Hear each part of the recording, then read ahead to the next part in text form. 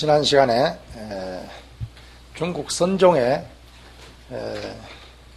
핵심 실천이라고 할 수 있는 무주행, 그 경전적 연론에서 대성불교에서 마하 반야바라밀행을 설하면서 무주생사, 무주열반을 이야기를 한 적이 있습니다. 그럼 오늘 오후 시간에는 본격적으로 중국 달마 선종에 들어가서 강의를 시작하도록 하겠습니다. 이미 우리는 익히 잘 아는 바와 같이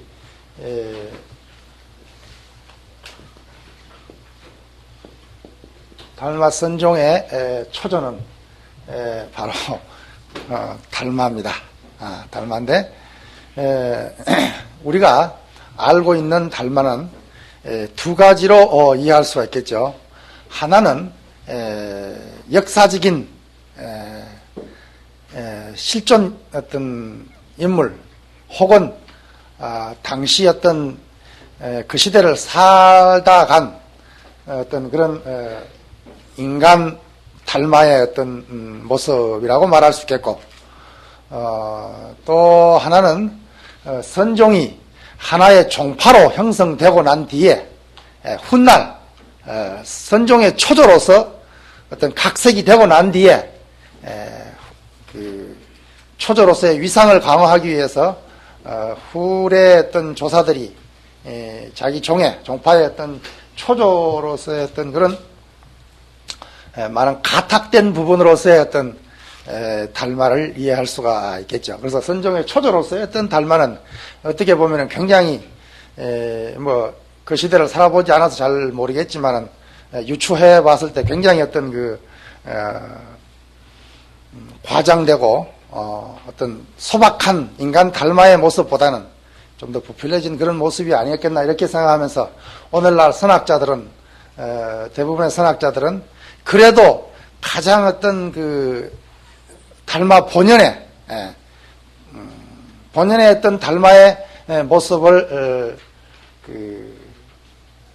느끼게끔 하는 어떤 저작으로는 이입사행론을 들고 있습니다. 그래서 이 이입사행론이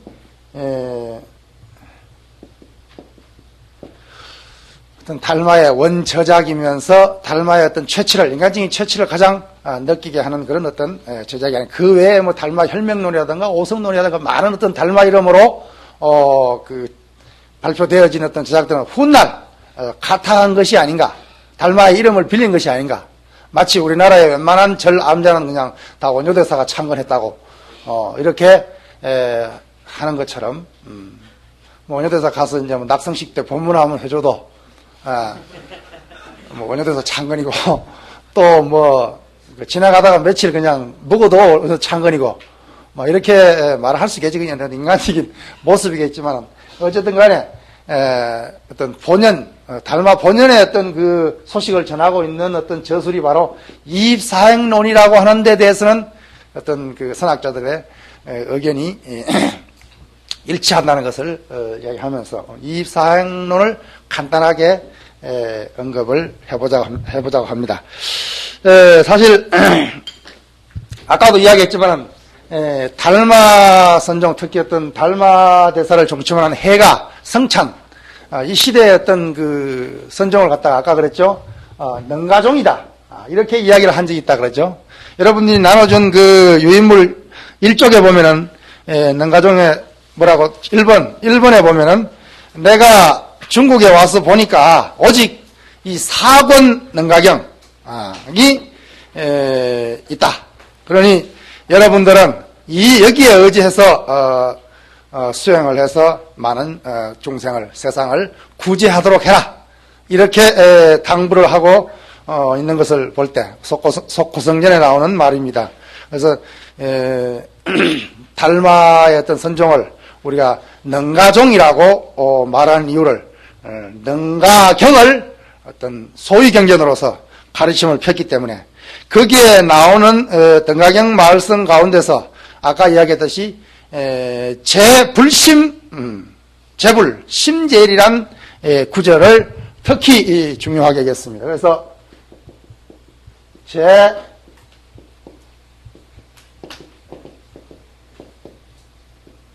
재불심제일, 그러니까 불심이라고 하는 부처님의 어떤 말씀이 아니라 부처님의 말씀이 아니라 부처님의 마음.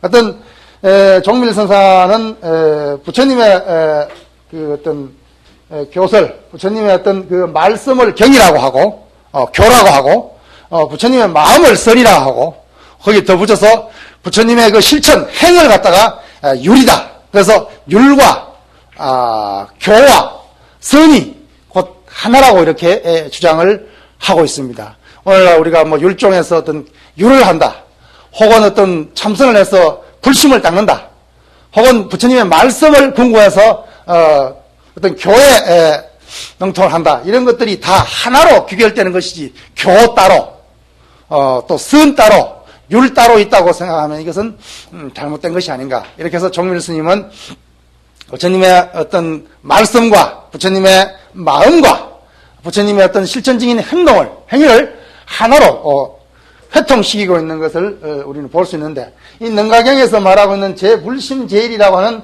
이 불심을 강조했기 때문에, 부처님의 마음을 강조했기 때문에 혹은 능가종을 갖다가 불심종이다, 이렇게도 이야기를 합니다. 그래서 혹은 불심종이다, 이렇게 이야기를 하면서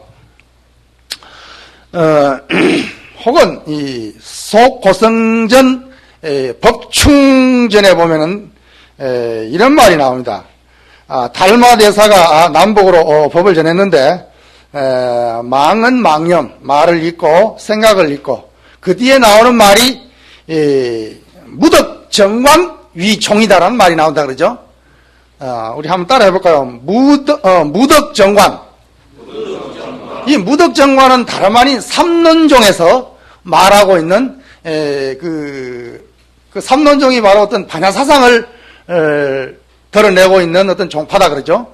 반야사상의 그 삼론을 소위 경전으로 하고 있는 중론, 백론, 12논을 중심으로 한 삼론을 중심으로 한 어떤 가르침을 펴고 있는 삼론종의 핵심 법문이 무덕정관입니다. 무덕정관. 여기서 무덕이라고 하는 것은 무소덕 혹은 얻을 바 없다 이 말이겠죠. 반야 공사상에 철두철미하니까 한 법도 얻을 바가 없음을 나타내고 있는 그 무덕. 그 무덕이 얻을 바 없음이 바로 바른 어떤 가르침이요, 바른 수행이요, 어떤 바른 깨달음이라는 어떤 그런 종지를 가지고 있기 때문에, 그래서 훗날 중국에 널리 퍼졌다, 행해졌다, 이런 말이 나오는데, 거기에 아울러서 나오는 말이 달마 선종은 허종이다 이런 말이 나옵니다. 허종이라고 했을 때 허라고 하는 것은 빌허자다 그러죠. 그렇죠. 빌허자는 이 말을 갖다 다른 말로 대체하면은 이 그러니까 이 도선의 입장에서 봤을 때는 달마 선생이 우리가 봤을 때는 능가경을 중심으로 한 어떤 불성사상을 위주로 한 어떤 선종이라고 이렇게 이해할 수도 있겠지만은, 이 어떤 그 속고성전 입장에 봤을 때는 허종이다, 무덕정관을 종지로 하고 있는 어떤 허종이라는 것을 살펴봤을 때, 역시 달마 이 능가종에서도 어떤 공적인 가르침, 반야의 어떤 중도의 가르침을 표방하고 있는 것이 아닌가, 이렇게 우리는 살펴볼 수가 있습니다. 그럼 본격적으로 달마야가 부르짖고 있는 이입사행론의 가르침의 핵심은 거기에 나와 있듯이 바로 안심법문입니다. 안심법문. 다 같이 우리 한번 해볼까요? 안심법문. 이와 같이 안심하고, 이와 같이 행을 바라고, 이와 같이 사물에 순응해서, 또 이와 같이 방편을 잘 써서 쓰는 이것이 곧 대성의 안심지 법이다, 이렇게 나오고 있다 그러죠. 그래서 이와 같이 안심한다는 것은 무엇인가? 안심은 곧 벽관이다, 벽관이라 이렇게 나온다 그러죠. 말 그대로 하면 벽관이란 뭐 벽을 쳐다보고 좌선을 하는 것, 벽을 쳐다보고 좌선을 하는 것이라고 우리는 종래 이렇게 해석을 했습니다. 벽관이라는 자체가 우리가 면벽, 달마가 소림사에서 9년 동안 면벽을 했다라는 말을 우리가 익히 들고 있다 그러죠. 그런데 유추해가지고 벽관이라고 했을 때 벽을 쳐다보고 면벽 어떤 좌선을 갖다가 벽관이다 이렇게 말을 종래 우리는 해석을 그렇게 사실 했습니다. 또 그것이 또 그 해석도 사실 맞는 해석이고, 그런데 요즘 와서 새롭게 해석을 어떻게 하고 있느냐 하면, 우리가 벽이라고 했을 때 이 벽이라고 했을 때 아까 방금 무덕정관이니 뭐 허종이니, 허종은 공종이다 그러죠. 그 반야의 입장에서 어떤 반야는 공을 드러내고 있지만 이 공은 어떤 단멸공이 아니라 필경공이라는 불생불멸의 다른 이름이단 말이야. 중도의 다른 이름이란 말이야. 부처님 초기 본문으로 말하면 어떤 연기법의 무아의 다른 이름이라고 우리는 이렇게 이야기할 수 있겠죠. 그래서 벽관이라고 했을 때 이것을 단순히 벽을 쳐다보고 벽을 향해서 좌선을 하는 것이다 라고 이해하는 것은 굉장히 어떤 물리적인, 어떻게 보면 굉장히 겉모양으로 형식적인 것으로 이야기할 수가 있는데, 실질적인 내용에 들어가서 사실은 이 벽이라고 하는 것이 어떻습니까? 이 가운데다 그러죠. 이쪽 공간과 이쪽 공간을 갖다가 가로지는 가운데에 의미가 있다 그러죠. 그래서 이 벽관이라고 하는 것이 곧 벽이 이쪽과 저쪽의 어떤 가운데 라는 어떤 그런 의미가 돼가지고 이것을 갖다가 벽관을 중도관이다 이렇게 해석을 하고 있습니다. 그래서 벽관이 단순히 어떤 벽을 쳐다보고 하는 좌선, 물리적인 좌선이 아니라 바로 중도 정관을, 무덕 정관을 수행하는 것이 달마의 벽관의 어떤 내용이 아닌가 이렇게 우리는 해석을 하고 있습니다. 실제로 어떤 중국의 학자들을 중심으로 이렇게 해석을 하고 있는 것을 볼 수가 있는데, 여기에서 우리가 달마 선종의 어떤 선 그러면 우리가 우선 떠는 것이 조용히 앉아가지고 조용한 정처에서 아란야에서 조용히 앉아가지고 벽을 쳐다보고 좌선을 하고 있는 선사의 모습을 떠올리기 쉽다 그러죠. 그래서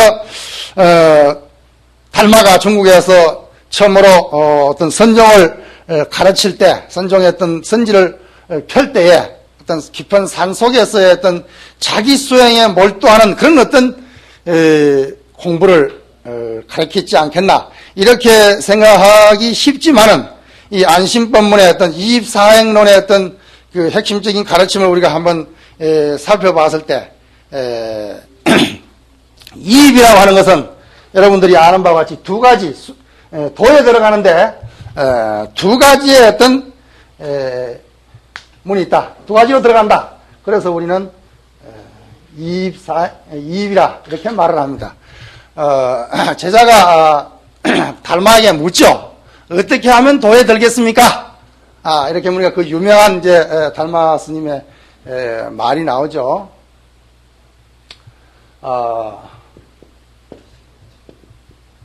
다 아는 말이죠.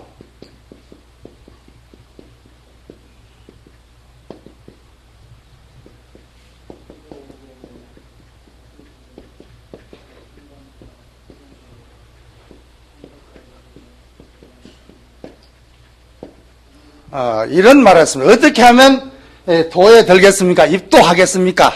이러니까 뭐라 그랬죠? 밖으로 모든 연을 쉬어라. 밖으로 인연을 쉬고 안으로 뭐예요? 안으로 무천. 이 천은 한자말 그대로 하면은 숨이 가빠가 헐떡헐떡헐떡 하는 그 헐떡헐떡거릴 천자죠. 그래서 와이시 주연 내신 우추 이렇게 가르쳤다. 그러면은 거의 루다오 입도할 수 있다.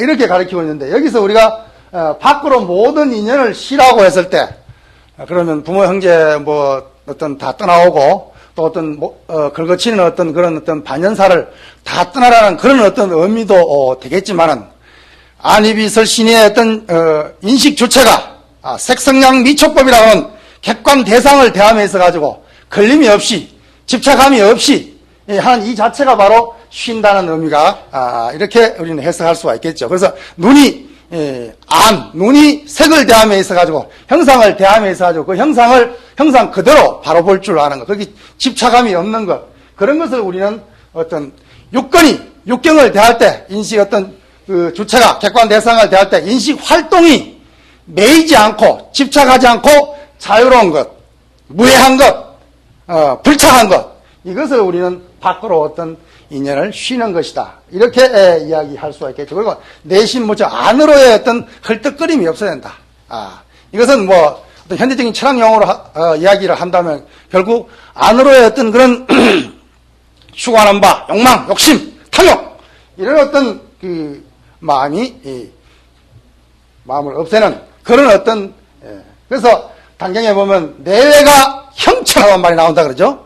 그래서 내외가 형철하면 인식 주체와 객관 대상이 정말 걸림이 없이 형철하다고 한다면은 도에 가까이 갈 수가 있다. 이렇게 우리는 설명을 할 수가 있겠습니다. 그런데 이렇게 도에 들어감을 이야기하면서 이입사행론을 한번 살펴보면은 아까 이야기했듯이 두 가지로 들어가는데 하나는 이치로 들어가는 이입이 있고 하나는 어떤 현상 일로 들어가는 이입과 사입, 혹은 행입이라 그러죠.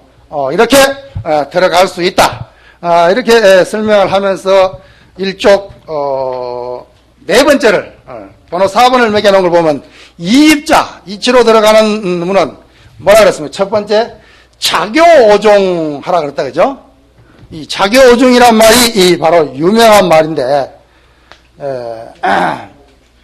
우리는 선종을 이야기할 때 가장 먼저 떠올리는 말이 무슨 말입니까? 불인문자, 교회벌점, 직지인심, 견성성불 이런 말을 선종의 종지로 훗날 선종이 하나의 어떤 종파로서의 어떤 종파성이 굳어지고 난 뒤에 어떤 선종의 어떤 그 종지를 갖다가 표명할 때 가장 우리가 대표적으로 드는 구절이 교회별전, 물론 그 전에 이심전심이란 말이 포함이 되겠죠. 그러고 불인문자라는 말을 쓰고 있습니다만, 그러나 달마 선종에서 이입상론에서 가장 먼저 이치로 어떤 마음으로 수행에 들어가는 첫 번째 달마는 뭐라 그랬습니까? 자교오중하라라고 가르칩니다.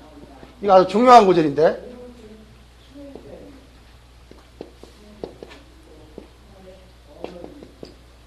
여기서 자교라고 하는 것은 물론 이런 차로 바꿀 수가 있겠죠. 차교오종이라고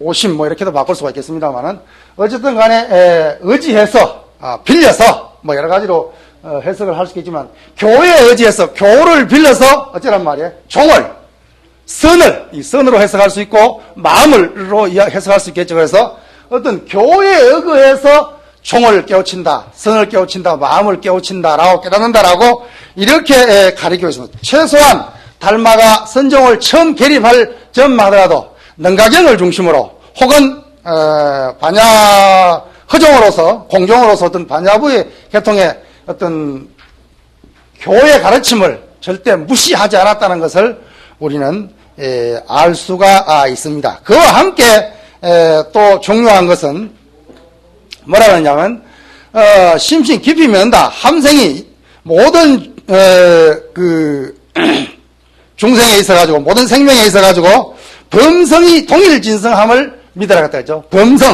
범부와 성인이 그 성품에 있어서는 하나다. 이걸 믿으라는 말이 나옵니다. 그러면 그 동일진성이 도대체 뭐냐? 뭘 가리키고 있는가? 근데 사실 인도 불교에서 부파불교의 대표적인 것이 어떤 대중부와 상자부로 나누면서 상자부 중에서는 설일체유부라고 하는, 보통 간단하게 유부라고 하는 것이 대표적인데, 이 대중부와 유부, 설일체유부에서 주장하고 있는 심성에 대한, 우리의 어떤 심성론에 있어가지고 심성에 대한 어떤 가르침이 굉장히 상반되는 가르침을 볼 수가 있습니다. 이 대중부 계통에서는 심성 본정설을 주장하고 있단 말이에요. 그래서 심성이라고 하는 것은, 우리의 심성이라고 하는 것은, 마음의 성품이라고 하는 것은 본래 깨끗한 것이다. 심성 본정설을 주장하고 있습니다. 그런데 본래 깨끗한 것인데, 그런데 후에 뭐에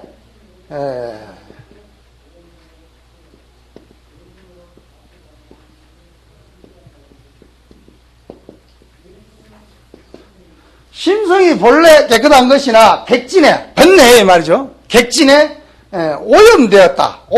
물들었다. 그렇기 때문에 심성이 본정하다는 것은 뭐냐면 우리 어떤 범부나 성인이나 동일 진성으로서 똑같은 어떤 참성품으로서 그대로 어떤 불성을 가지고 있다. 그래서 이걸 갖다가 어떤 경전적인 말하면 본래불이다 이 말이에요. 그러나 현재 본래불이지만 심성의 입장에서는 본래 깨끗하고 본래불이지만은 그러나 객진이라고 하는 것은 객이라고 해서 밖에서 왔다. 객진 번뇌라고 해서 결국 번뇌에 물들었기 때문에 현재 차디찬 현실 속에서 우리는 중생으로 생사윤회를 하고 있다 이 말이에요. 그래 결국 현재는 중생이고 어떤 심성으로 봤을 때는 본래 불인데, 그러면 우리가 수행의 어떤 수정론의 어떤 근간이 되는 전제가 되는 것이 바로 심성 본정설입니다. 그러니까 우리의 심성이 본래 정하기 때문에 깨끗한 것이기 때문에 그것을 회복하면 된다는 거죠. 그래서 회복하게 되면 미래에는 어떻다는 거예요? 부처가 될 수 있다는 것입니다. 그래서 어떤 수정론이 성립이 되는데, 이런 대중부의 주장에 비해서 상자부의 가장 대표적인 유부, 설일체 유부에서는 심성 부정론을 주장했습니다. 이 굉장히 어떤 불교 안에서는 획기적인 일인데, 심성은 본래 깨끗한 게 아니라 심성은 부정한 것이다. 사람의 마음은 마치 중국에서 성악설과 성선설을 보고 있는 것처럼 그런 어떤 착각을 일으키는데, 심성은 부정한 것이라고 상자부인 설일체유부에서 가르치고 있다. 부정한 것인데, 그러면 부정한 그것을 갖다가 갈고 닦아가지고 깨끗한 것으로 만들어야 된다. 이렇게 설하고 있습니다. 이 부파불교에서 이러한 심성 본정설과 심성 부정설은 훗날 대성불교와 중국의 어떤 불교에 받아들여지면서 어떤 도노설이라고 하는, 우리가 앞으로 이야기를 전개해야 될 어떤 바로 깨달아 들어간다는 어떤 도노의 어떤 근간이 되는, 밑바탕이 되는 사상이 바로 심성 본정 사상입니다. 마음이 본래 깨끗하기 때문에 그 깨끗함을 드러내면 된다 이 말이에요. 마치 태양이, 오늘 구름 낀 날 태양이 저 넘어 있다. 그럼 구름만 걷으면 된다. 근데 바로 단박 도노할 수 있다. 단박 깨달을 수 있다는 어떤 거기에 근간을 두고 있고, 심성 부정은 뭐예요? 이거는 마음이 더러운 것을 갖다가, 부정한 것을 갖다가 깨끗하게 만들어야 되니까 어떻게 됩니까? 계속 어떻게 되겠어요?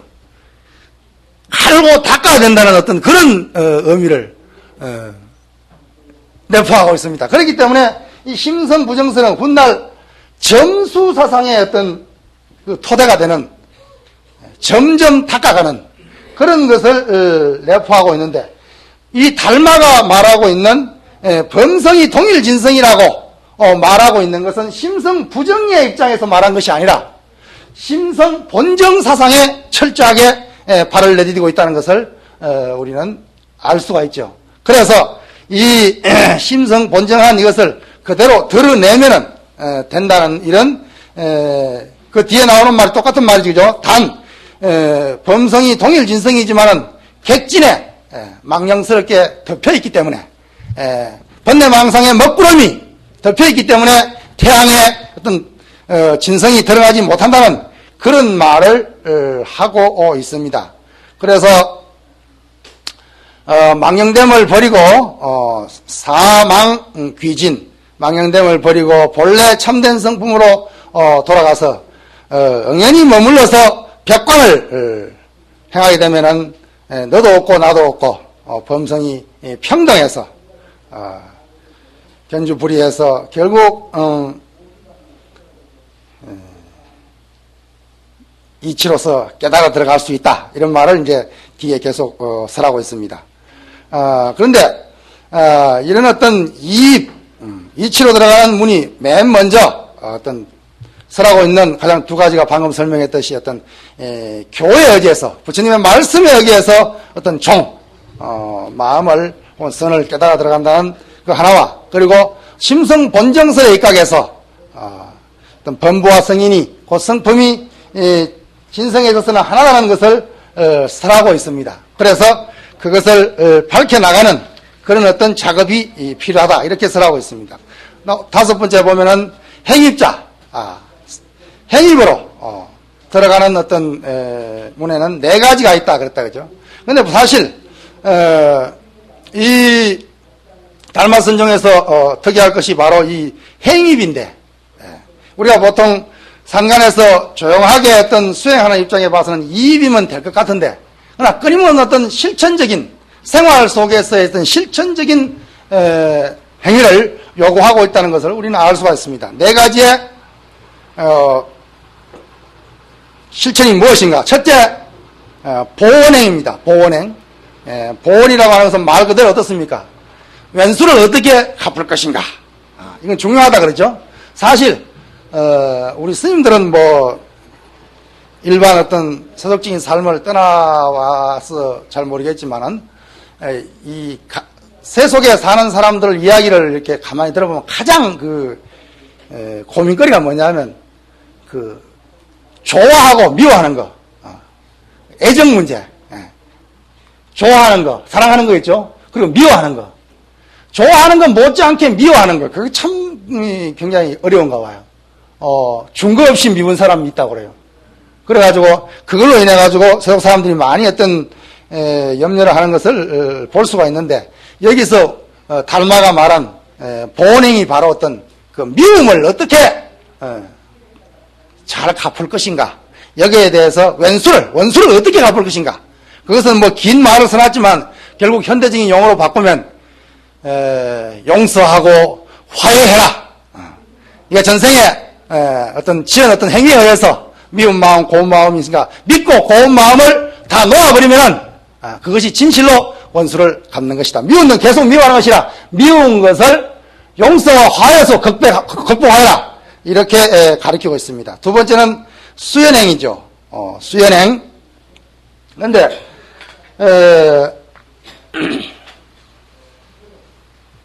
종밀이 선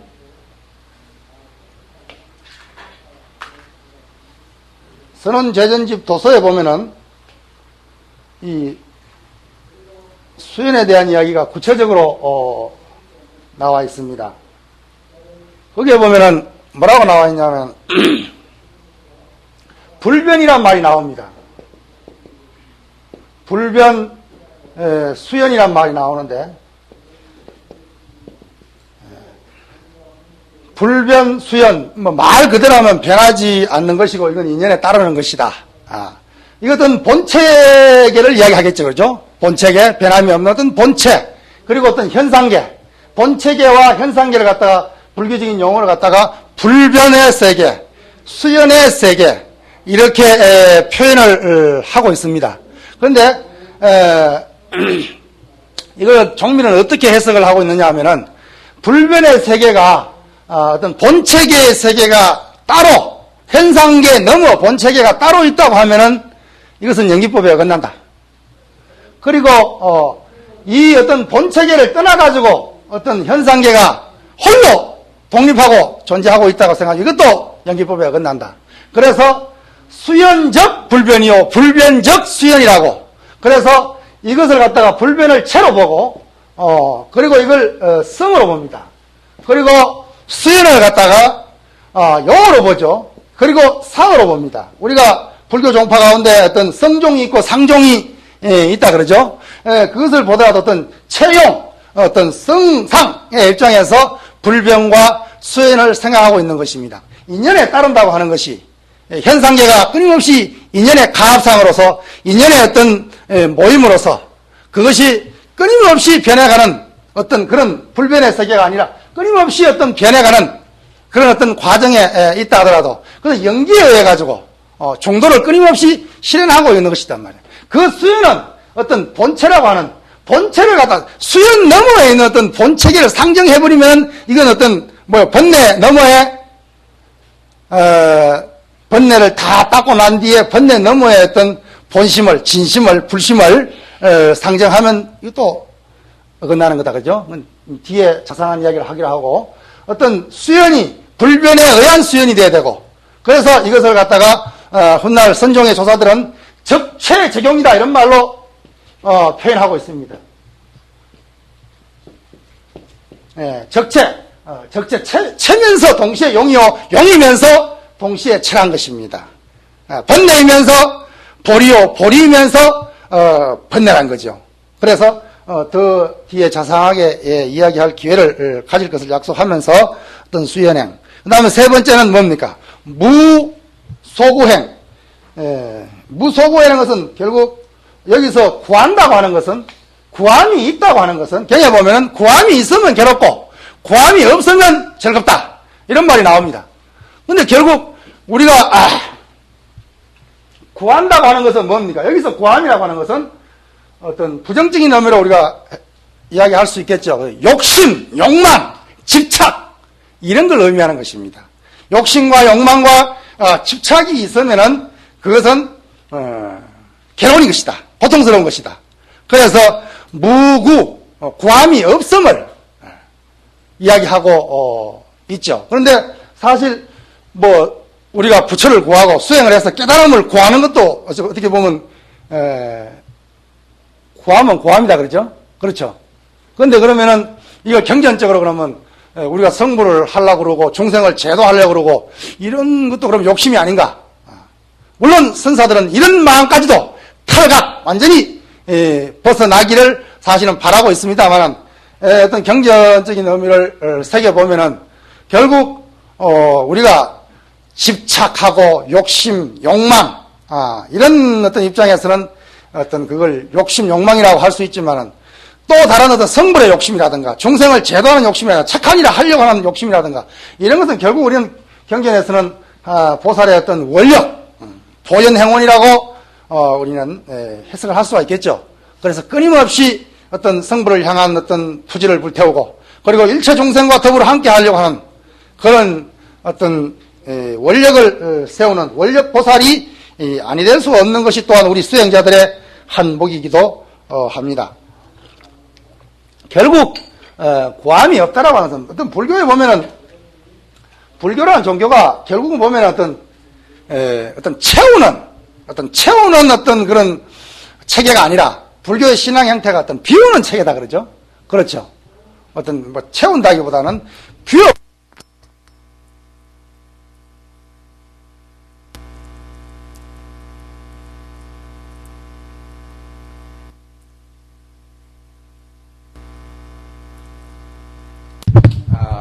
제가 호복성, 중국의 호복성에 가면 오조사라는 절이 있습니다. 오조사라는 절이 있는데 말 그대로 오조 홍인 스님이 거기에서 육조 스님에게 신수 스님에게 개송을 지으라고 하고 또 거기에서 육조 스님에게 어떤 법을 어발을 전한 그런 도량인데 거기 입구에 가면 이 돌 편말을 크게 해가지고 방하착이라고 이렇게 크다랗게 써놨습니다. 방하착이란 말을 모르는 지는 않지만은 이 방하착이라고 하는 것이 거기에서 보니까 아주 오조도량에 가서 보니까 더 가슴에 와서 닿는 것을 느꼈는데 결국 다 놓아라고 했을 때 이것은 비움입니다. 우리 법정 스님이 뭐라 그랬습니까? 텅 빈 충만이다. 그 말 자체는 굉장히 어떤 모순됨이 있다. 텅 비는데 어떻게 충만하냐? 하기야 텅 비었기 때문에 충분할 수 있는 것입니다. 형상 없는 것으로서 가장 큰 것은 바다다 그러죠. 바다 아닙니까? 그렇죠? 바다가 가장 큰데 바다가 바다일 수 있는 것은 어떻습니까? 자기를 가장 낮추었기 때문에 가능하다 그러죠. 바다가 무슨 뒤에 조개산 꼭대기처럼 나 잘났다고 그냥 거기 막 들고 있으면은 이건 바다를 이룰 수 없을 것이단 말이야. 결국 바다라고 하는 것은 자기를 낮추었다고 하심이라고 우리는 이야기할 수가 있겠는데, 결국 수행한다는 것은 어떤 큰 그릇을 이룬다고 하는 것은 하심으로부터 출발할 수밖에 없겠죠. 그렇죠? 그리고 비운다고 하는 것은 결국 뭐예요? 허심탄회할 때 허심, 비운다. 결국 부처의 경계를, 부처님의 경계를 알고 싶어 하느냐? 경에 말하기를 너의 마음을 허공처럼 하여라, 이런 말이 나온다 그러죠. 그럼 결국 부처의 경계라고 하는 것은 허공심이단 말이야. 공심, 허심이다 이 말이에요. 결국 형상이 없는 것으로서 가장 큰 것은 허공이고, 허공이 다 비움으로 해서, 자기를 허롭게 비움으로 해서 일체 생명을 다 안아 키우고 있단 말이에요. 이것을 우리는 텅 빈 충만이라고 이렇게 표현했지 않겠나, 이렇게 생각하면서 결국 어떤 무역이라고 하면 무구함이 없다라고 하는 것은 결국 바다처럼 자신을 낮추고, 한 가지 더 있다 그러죠. 바다가 될 수 있는 것은 자기를 낮출 뿐만 아니라 분별심이 없단 말이야. 차별심이 없다는 것입니다. 이건 꾸중물이니까 너는 들어오지 말아라. 너는 하수구물이니까 들어오지 말아라. 너는 깨끗한 물이니까 들어오라. 이렇게 하면 바다가 안 됐겠죠. 그러죠? 사람도 뭐 안 그렇습니까? 사람이 쾌각이 돼가지고 그냥 빼쩍빼쩍 해가지고 그냥 그런 사람들이 홍가다 있어요, 보면. 그러니까 바다처럼 정말 원흉무해하게 받아들이는 그런 마음, 허공처럼 일체 삼라만상의 생명을 다 알아들이는 그런 어떤 마음, 그것이 어떤 수행의 어떤 목표가 아닌가, 수행의 어떤 효용이 아닌가, 이렇게 생각하면서 어떤 달마의 무소구행의 점에서 우리는 그것을 한번 살펴볼 수가 있다고 이렇게 말씀을 드릴 수가 있겠습니다.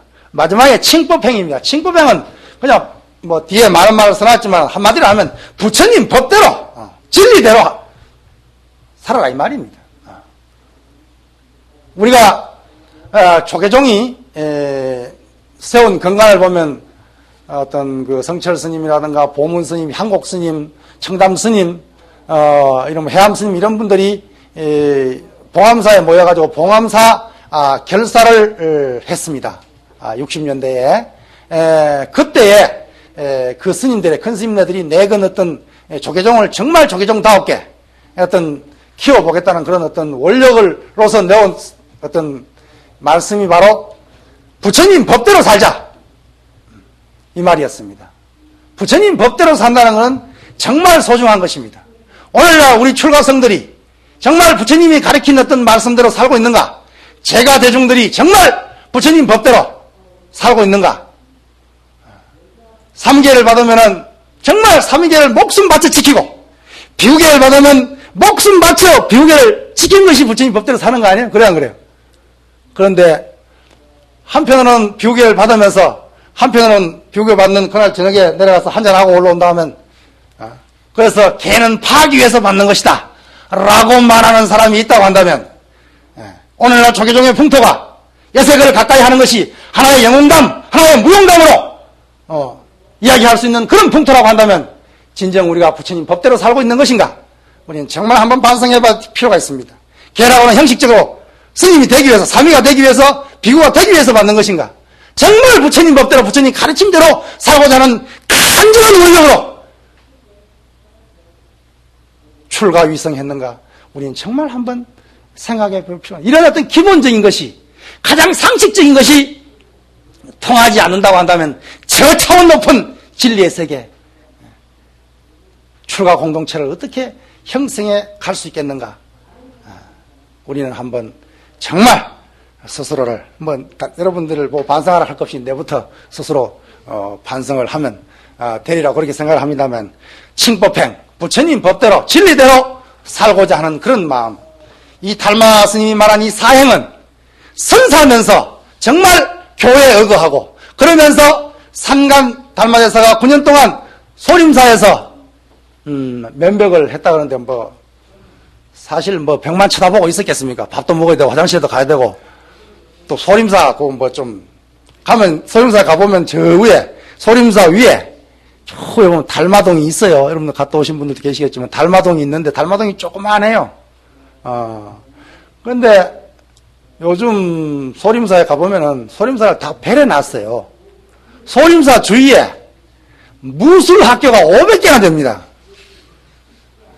그러니까 중국 경양 각지에서 그냥 소림 무술 좀 배워가지고 도장이나 하나 치러가 출소해 볼기라고 조그만 어린애부터 나이 먹은 사람까지 전부 보따리 사들고 다 모여들어가지고 그냥 무술을 하고 있다. 그래서 오늘날 중국의 소림사는 우리 선종의 어떤 초조의 어떤 도량이라기보다는 거기다가 또 하나 더 보태가 모택동에가 타던 전용 비행기를 그 옆에 전 옆에 갖다 놓고 관광지화 되어가지고 우리는 참 슬픔을 금할 수가 없는데 어쨌든 간에 이 소림사는 어떤 달마대사의 초조의 어떤 그런 전법 도량으로서 해가대사가 여기에서 법을 받고 그리고 훗날 많은 선사들이 어떤 전법 도량, 수행 도량으로서의 어떤 면모를 갖고 온 그런 사찰이죠. 그래서 달마대사 거기서 어떤 면벽을 한데 그치지 않고 이렇게 어떤 실생활에서 우리가 어떻게 행해야 되는가라는 것을 구체적으로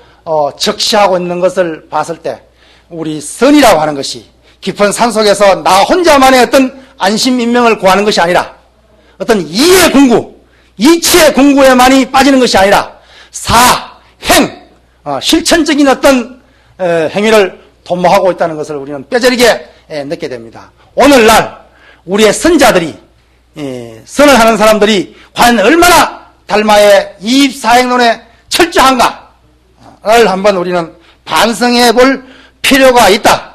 이렇게 말씀을 드릴 수가 있겠습니다. 그런데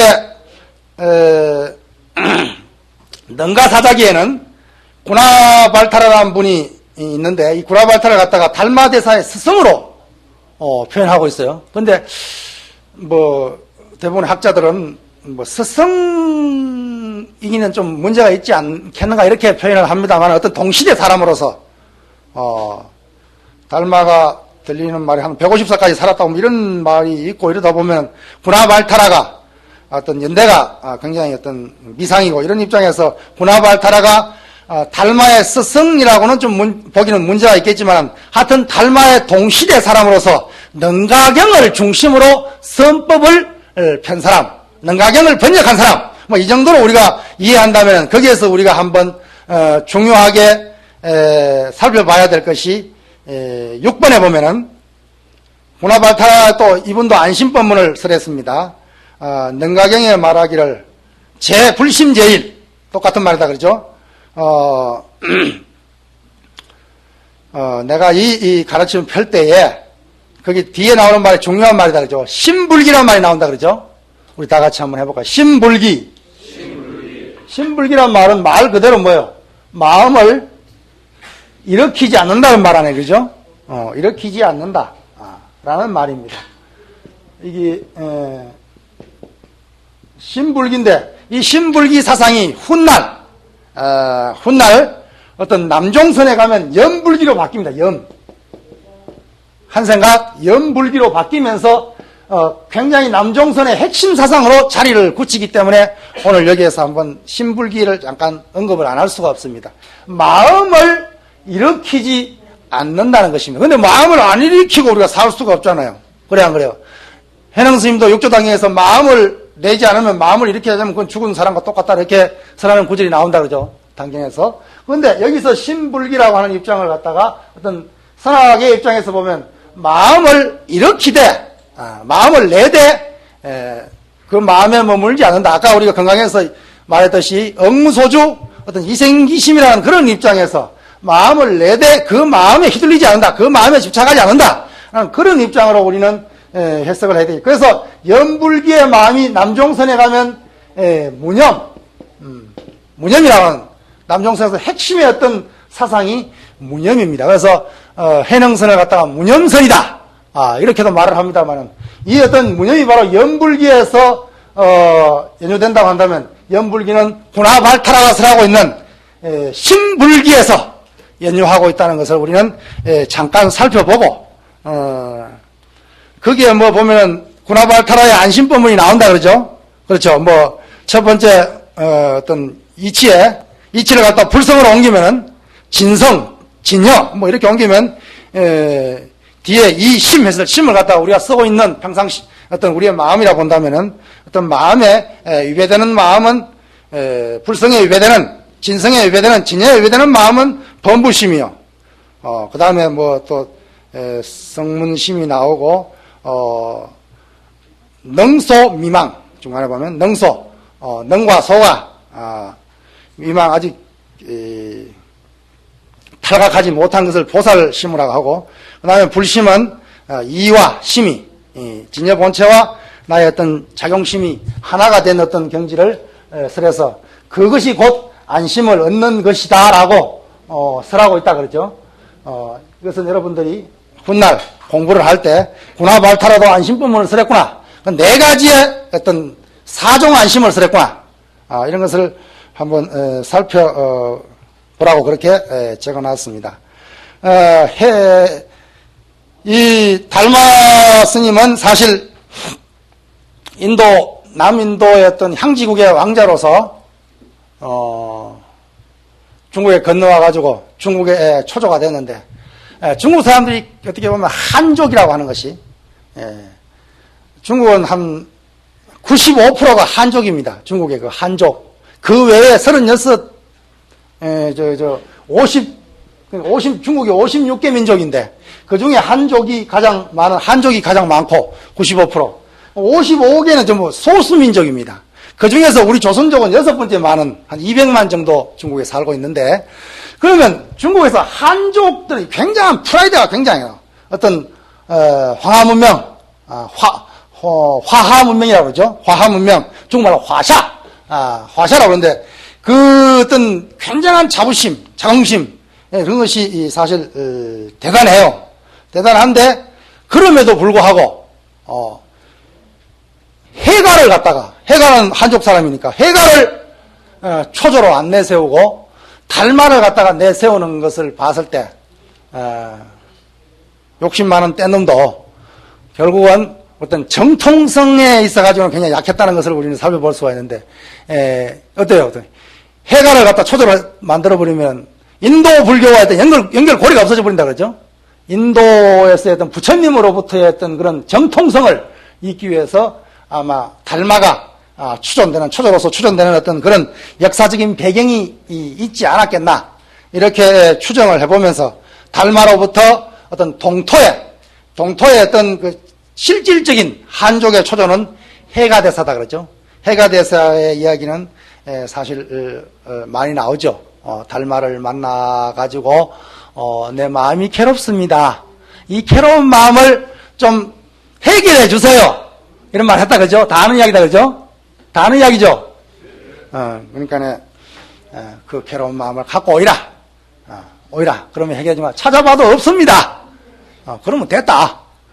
이런 이야기가 전해지고 있다 그러죠? 그리고 또 뭐 제자들을 열반에 들기 전에 뭐 제자들 다 불러놓고 깨달은 바를 갖다가 수행한 바를 이야기하라 그러니까 뭐 어쩌고 뭐 도육이 어쩌고 총지 비군이 어쩌고 이렇게 하는데, 해가 스님이 아무 말 없이 그냥 꾸벅 절하고 나니까 너는 나의 골수를 얻었다. 뒤에 다 붙인 말이겠지. 그게 이제 해가를 정통으로 이제 세우기 위해서. 그렇죠? 그렇지만은 어떤 설한 바 없이 설하는 이심전심의 어떤 그런 선종다운 면모를 내세우기 위해서 그런 것을 실제 그래 했는지도 모르겠죠. 이제 그런 것을 가탁을 했든지 진실이든지 간에 그런 면모를 우리는 엿볼 수 있다. 그래서 해가사상은 사실 여기에 8, 9, 10번 이걸 보면 대부분이 해가 스님이 달마의 능가선을 갖다가 이었음에도 불구하고 굉장히 이 내용을 들여다보면 어떤 공사상, 반야사상에 충실하고 있다는 것을 우리는 이 글 속에서, 여러분들 시간 나면 한번 보세요. 그 내용을 여러분들 한번 잘하니까 보면 알겠죠. 그래서 잘 모르면 우리 강사 스님이나 강주 스님한테 한번 물어보세요. 그 내용이 대부분 어떤 묻는 어떤 거사나 향거사란 분이 해가에게 묻는데, 묻는 향거사도 굉장히 반야계통의 사상에 정통해가 있는 것 같고, 대답하는 해가 스님도 어떤 반야경을 굉장히 어떤 정통해가 있다는 것을 우리는 느낄 수가 있습니다. 이것은 무엇을 나타내고 있느냐 하면 능가선을 표방하고 있는 달마 선종에서도 반야계통과 반야의 어떤 반야부계통의 어떤 반야사상과 불성사상을 갖다가 하나로 회통해서 아까 지난 시간에 얘기했듯이 중도불성, 자성청정을 소중하게 여기고 있다는 것을 우리는 알 수 있습니다. 그 다음엔 3조 성찬인데, 성찬은 우리가 잘 알고 있습니다. 풍지를 알았단 말이에요.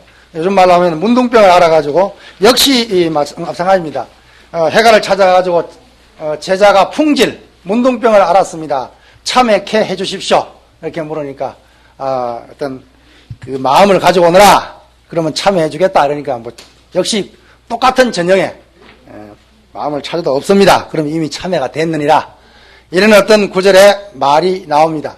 신신명으로서 우리는 익히 성찬 스님을 알고 있다 그러죠. 그런데 실제로 어떤 해가 스님이나 성찬 스님 같은 분들은 정기가 희미합니다. 왜냐하면 이때는 처음에 중국에 선이 들어와가지고 선법을 펴려고 하니까 어떤 율이나 교회 입장에 봐서는 굉장히 어떤 불심제일이라고 하는 부처님 마음 이심전심이라고 하는 것을 이렇게 표방하다 보니까 자칫 잘못하면 교학사상이 굉장히 교학이라고 하는 것은 어떤 정통이고 어떤 전통에 충실하다 그러죠. 율이라고 하는 것이 굉장히 세세하고 어떤 전통지향적인 그런 입장에 있는 어떤 그런 풍토에서 마음을 깨달으면 부처라고 하는 어떤 이런 사상을 들고 나오니까 굉장히 잘못 오해할 소지가 많이 있었겠다 그러죠. 그러니까 그때 당시에 율사들에게 굉장히 어떤 배척을 받는, 그래서 광통율사 같은 사람은 율사가 좀 마음이 사실 넓어야 되는데, 그러나 광통율사 입장에 봐서는 이놈의 녀석들 말이지 참선한다고 앉아가지고 계율도 안 지키고 이러니까 그냥 외도로 본단 말이에요. 그래서 달마대사가 위협을 느꼈고, 혹은 그 제자인 해가와 그 손제자인 어떤 성찬까지도 굉장히 위협을 느끼는 그런 어떤 상황이 있었기 때문에 그 사공산이 장안을 떠나가지고 안희성이라고 하는 중국 성 중에서 모 사는 성 중에 하나인데 저 내륙에 있는 안희성 사공산 왔다 갔다 하면서 숨어 살았다 그래요. 숨어 살았기 때문에 아직 선종이라고 하지만 선종이라고까지는 말하기 뭐해서, 그래서 이때 당시에 능가사, 서성사자로 붙여서 능가사다 이렇게 말하죠. 훗날 이제 달마 선종 이렇게 말하지만 어떤 성찬까지는 아직까지도 어떤 선종, 종파로서의 어떤 모습이라고는 말할 수 없고, 하나의 어떤 능가의 가르침을, 선법을 주로 펴고 있는 어떤 능가사에서 위치로서 숨어 다니고 이렇게 했기 때문에 어떤 특정한 그건 없습니다. 그러나 훗날 신신명이라고 하는 이 책을 성찬 스님의 어떤 저작이라고 이렇게 하는데, 학계에서는 인정하는 사람도 있고 아니다라고 어떤 인정하지 않는 그런 찬반 논쟁이 아직 계속되고 있는 그런 부분입니다. 어쨌든 간에 우리는 신신명은 성찬 스님의 저작이다 이렇게 알고 있고, 또 그래 알아도 별로 우리 수행하는데 나쁜 점이 없습니다. 그래서 성찬 스님의 어떤 가르침, 그 가운데 첫 구절이 나온다 그러죠. 뭐라 그랬습니까? 11번 뒤에 보면 지도문안 유혐감택 단막정의 통연명백, 이건 너무나 잘 아는 말이다 그러죠. 이것이 바로 중도사상을 표방하고 있는 간택심을 버리고 분별심을 버리고 미워하고 고하는 마음을 놓아버리면 그대로 어떤 통연명백하리라는 어떤 그런 가르침을, 결국 어떤 중도 실상의 입장에 서서 불의중도의 입장에 서서 신신명의 사상을 전개해 나가고 있다는 것을 우리는 알 수 있습니다. 전 불교를 통해서 전 불교 사상 가운데 연기 중도 연기를 배제해버리면 그것은 외도의 가르침일 수밖에 없습니다. 그래서 우리도 항상 불교를 인식하는 데 있어가지고, 불교를 공부하는 데 있어가지고 중도 연기적인 입장에서 우리의 선사들의 어떤 개격돌이를 하더라도 그 속에 중도 연기의 가르침이 다 내포되어 있는 것입니다. 그래서 중도 연기의 입장에서 불교를 이해하려고 노력한다면 별 차질이 없지 않겠나. 10분간 휴식.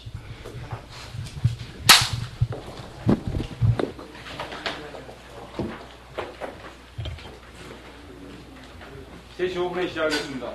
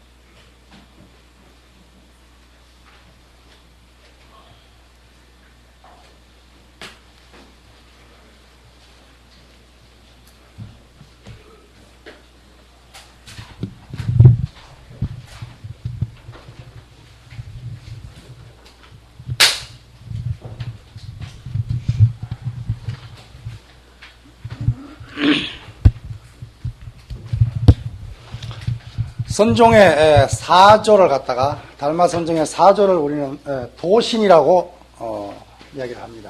도신 스님.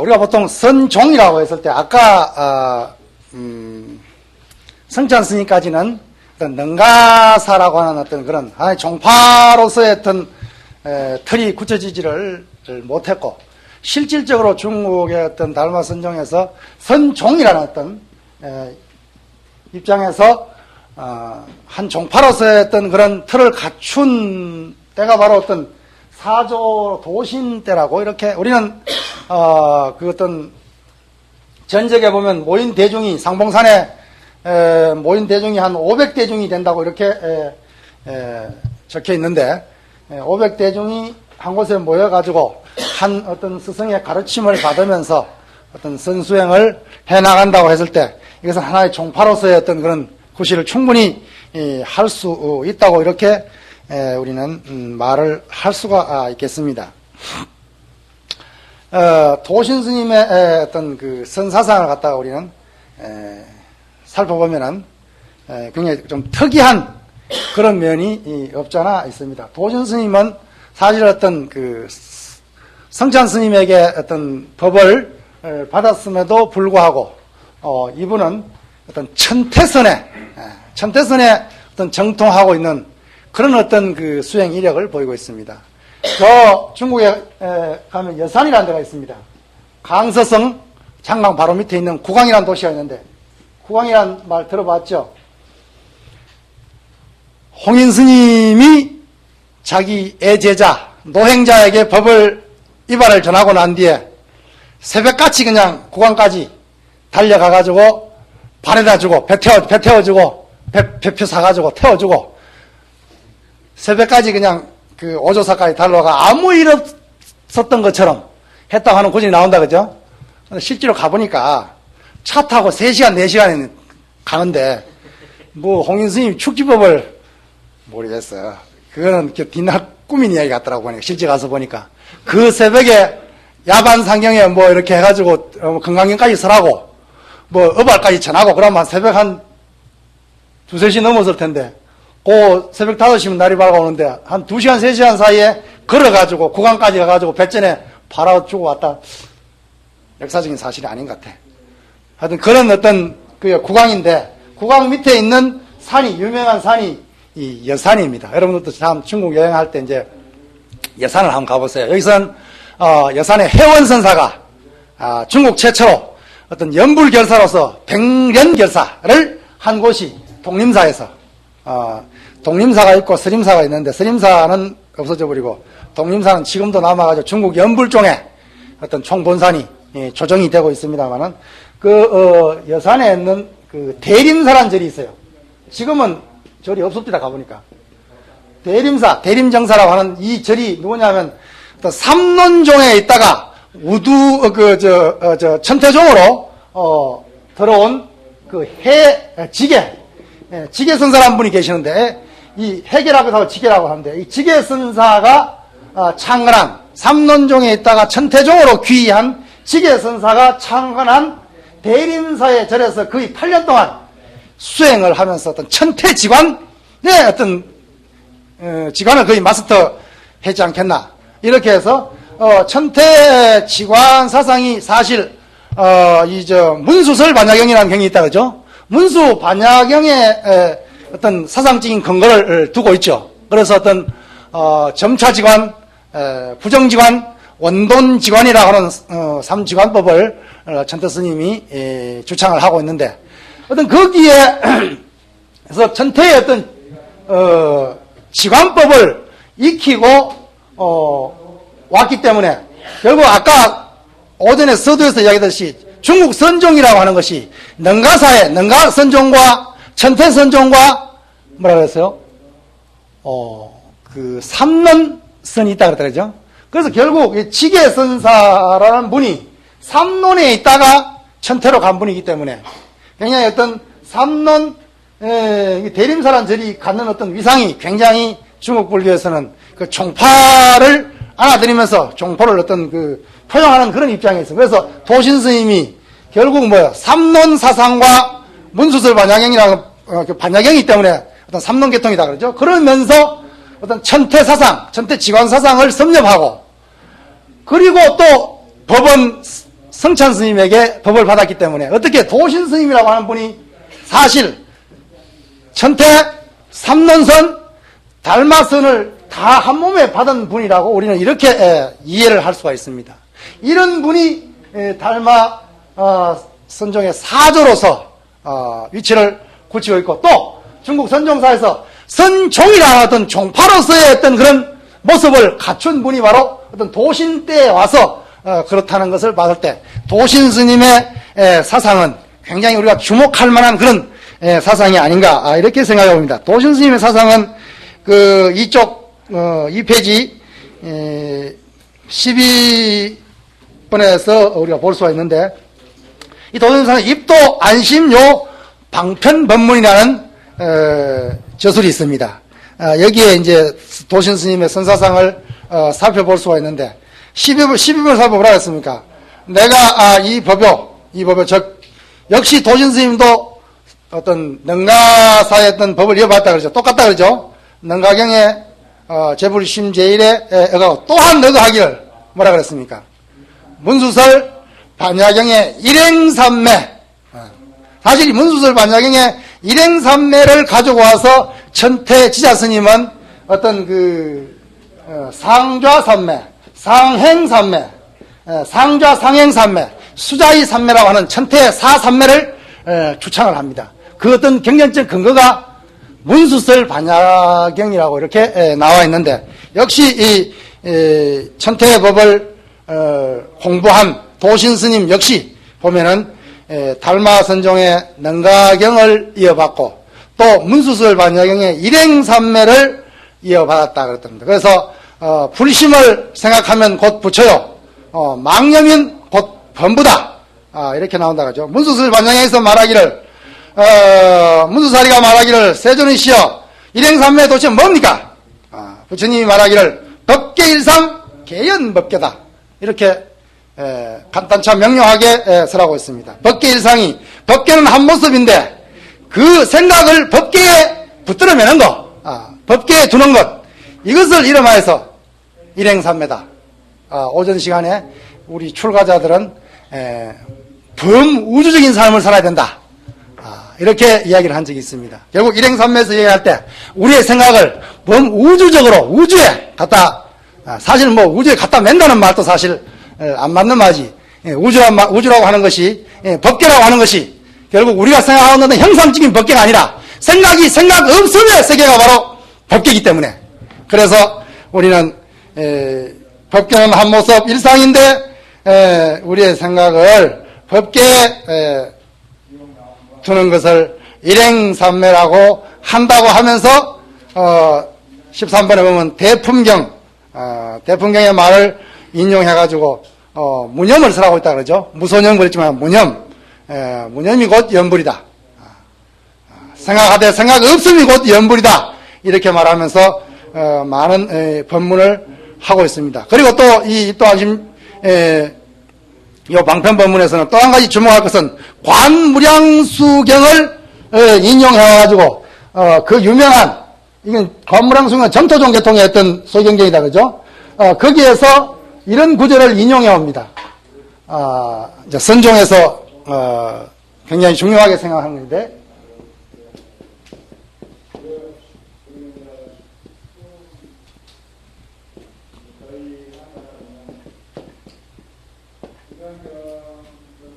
우리 한번 따라해 볼까요? 잠도 오고 졸리니까 다 같이 시심시불, 시심작불. 이게 관무량수경에 나오는 말인데, 도신 스님이 이 무량수경을 인용해가지고 이 마음이 곧 이 부처인데, 훗날 마조 때 가면 적심적불로 바뀐다 그러죠. 이 마음이 곧 부처인데, 이 마음이 부처이기 때문에 이 마음으로서 곧 부처를 지는다, 부처를 닦는다, 부처를 만든다. 마음이 부처이기 때문에 마음으로서 부처가 될 수밖에 없다는 그런 구절을 선종에 인용하고 있다는 것을 우리는 살펴보면서 거기 한 가지 또 우리가 주목해야 될 것이 있다 그러죠. 15번에 보면은 그런 말이 나온다 그러죠. 15번에 묻기를 허저시 찬시너 무엇을 일러 선사라고 하는가? 이런 물으니까 신위에 도신 스님이 말하기를 뭐라 그랬습니까? 不为境乱所闹者只是好찬용 신런 이렇게 대답하고 있다 그러죠. 뭐라 그랬습니까? 무엇이 선사입니까? 선사가 도대체 뭡니까? 참선한다고 하는 선사가 도대체 뭐냐고 물으니까 뭐라고 대답했습니까? 뭐라고 대답했어요? 이게 무슨 말이에요? 예? 어쩌라고? 대교반 있는 사람들 누군가? 앞에 앉은 분들이 대교반에 계신 분들인가? 어지러움을 조용히 해가지고 번뇌한 말을 하지 않는다. 이것이 선거거든요. 정난, 만을 치고만 보여야고 소원에 내하는 바를 하지 않는 것 불이하다.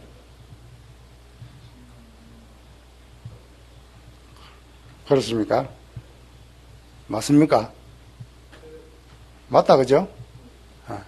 그 뒤에 뚱해가 있는 사람들은 뭐요? 아니다는 거요? 뭐야? 반발하는 거 지금? 맞는 말인데 좀 세련되게 말을 할 필요가 있다 그죠? 왜?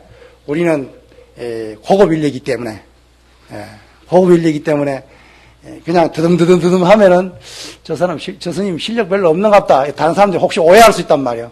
그러니까 우리는 언제 어디서라도 자신있게 약간 틀리더라도 정확하고 똑똑하게 이야기를 해야 돼요. 되도록이면 안 틀리도록 노력해야 되겠지. 그렇죠?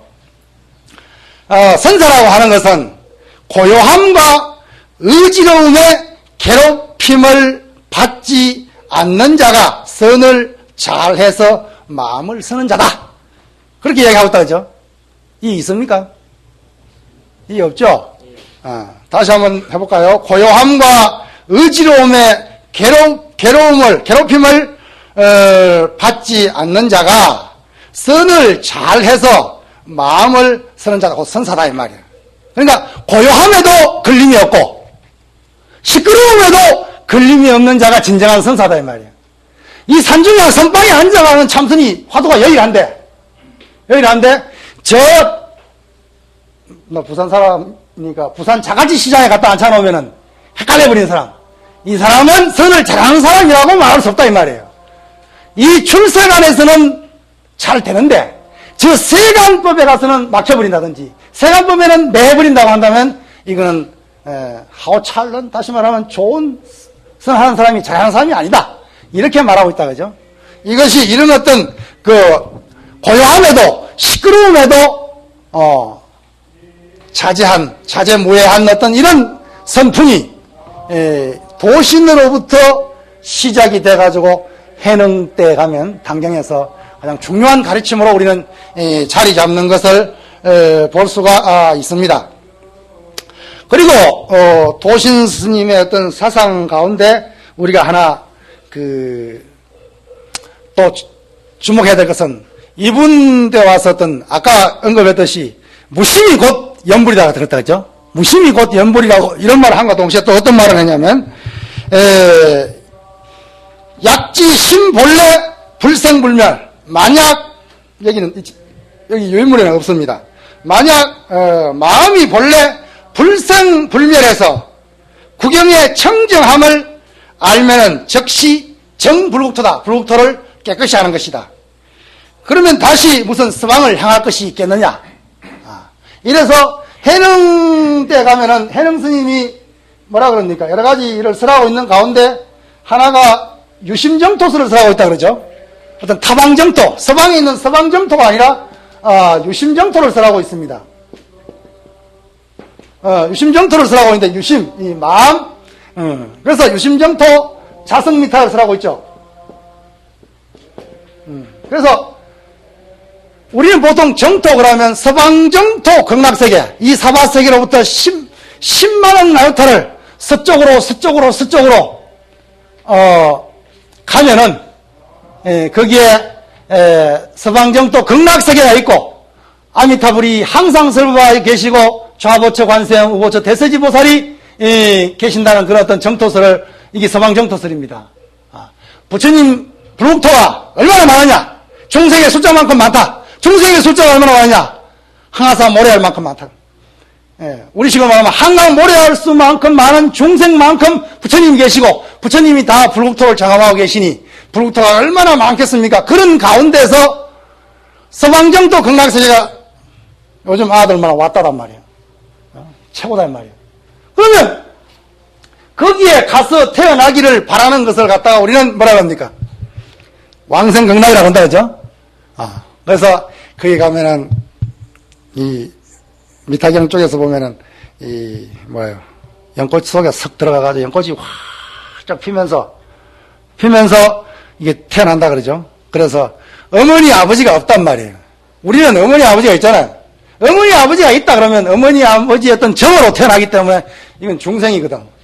그 연꽃 속에 들어가 연꽃이 활짝 피면서 태어나기 때문에 연화생불자라고 경에 나옵니다. 그래서 우리 49제 천도할 때 아무개 영가 연화생불자라고 이렇게 말하면 제자들이 좋아합니다.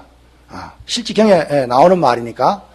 그래서 우리 그 심청전에 보면 심청이가 연당수에 빠져 죽어가지고 다시 태어날 때 어떻게 태어납니까? 연꽃이 활짝 피면서 그 극락세계의 태어남을 어떤 형상화한 것이다 그러죠. 그런 어떤 모습인데, 그래서 어떤 이 타방정토를 해능 시대에 오면은 그 정토라고 하는 것이 극락세계의 어떤 10만원 나루타라 가서 있는 것이 아니라 어떤 내 마음이 맑으면, 여기서 내 마음이 곧 본래 청정하고 본래 불생불멸인 줄 알면은 불국토가 그대로 깨끗해. 내가 사는 이 땅이 그대로 정토다. 이렇게 도신이 지금 이야기했다 이거예요. 서방에 굳이 갈 것이 없다. 이런 것이 해능에 와가지고 유심정토 자성미타, 내 자성이, 나의 첫 마음이 곧 미타다, 아미타다. 사실 그렇습니다. 우리가 가장 쉬운 말인데, 우리가 나무 아미타불이란 말을 우리 다 알잖아요. 그래 안 그래요? 이거 불교 안 믿는 사람은 나무 아미타불 관세음보살은 다 알아요. 불교 믿기 전에 한 5, 6살 때 말 배우부터 나무 아미타불 관세음보살 이걸 알았거든. 우리 마을에 스님이 탁발하러 나왔더라고. 그래서 연불하고 가는데 뒤에 쫄쫄 따라가면서 그랬지. 중중 깎아중 얼마 주고 깎았노? 그러면서 쫄쫄 따라다녔거든. 근데 그 업보로 중이 돼버렸잖아 그냥. 그러니까 그때 우리가 아무도 몰랐지만 남아미타불 관세음보살 스님 흉내를 내고 그랬거든. 남아미타가 결국 서방경도 극락세계는 아미타 부처님의 귀에 한다 그러죠. 아미타라고 하는 것은 무량수 무량광 아닙니까? 그렇죠? 무량수전, 무량광, 무량수, 한량없는 목숨이요, 한량없는 빛이다 그러죠? 그러니까 남아미타불을 갖다가 우리식으로 말하면 뭡니까? 빛이요 생명이신 부처님에게 돌아가서 의지한다. 이 말 아니야? 이거 어디서 많이 들어본 소리 같지? 옆 동네에서 지금 우리말 가져와 제가 써먹고 있잖아. 그래 안 그래요? 이 사실 목사님들은 우리 스님들인데 사실 절해야 돼. 그런데도 이놈 자식들이 그냥 중을 우습게 보고 말이지 그러거든. 사실 성서라고 하는 것이, 성경이라고 하는 것이 한글로 정말 그렇게 정교하게 번역이 안 됐다면은, 한글이 없었으면 어떻게 저것들이 그 빨간 책 가지고 지금 밥 먹고 살겠어요? 안 그래요? 그래, 한글이 누가 만들었습니까? 세종대왕이 만들었나? 사실은 이두문자가 다 있었는데 세종대왕이 직대서를 한 거지. 그렇죠? 그러면 누가 말해도 중화들이 만들었잖아. 그래 안 그래요? 설총님이 만들었잖아. 그러면은 왜 주거가 우리 스님들 갖다 우습게 봐서 되겠어요? 저거 밥그릇인데 우리 밥그릇이 원조인데 우리가 사실 성서의 그 어떤 말의 구조를 보면 정말 정확합니다. 우리 타 종교인이 보다가 정말 정확합니다. 여러분들 본 사람도 있고 앞으로 볼 사람도 있겠지만 성서 한번 보십시오. 아주 그 한글로서는 가장 정치한 어떤 모습을 드러내가지고 어떤 읽는 사람 듣는 사람이 정말 속 빨려들게. 우리는 어떻습니까? 한문 모르면 안 되잖아. 그리고 한글 대장경이라고 번역했는데 보면은 뭐가 요즘 수도 않는 말 그냥 들이 해놨잖아. 그런 말 한글 대장경을 재번역해서 이 시대에 쓸 수 있는 살아있는 용어로 만들기 위해서는 어떻게 됩니까? 누가 해야 됩니까? 에?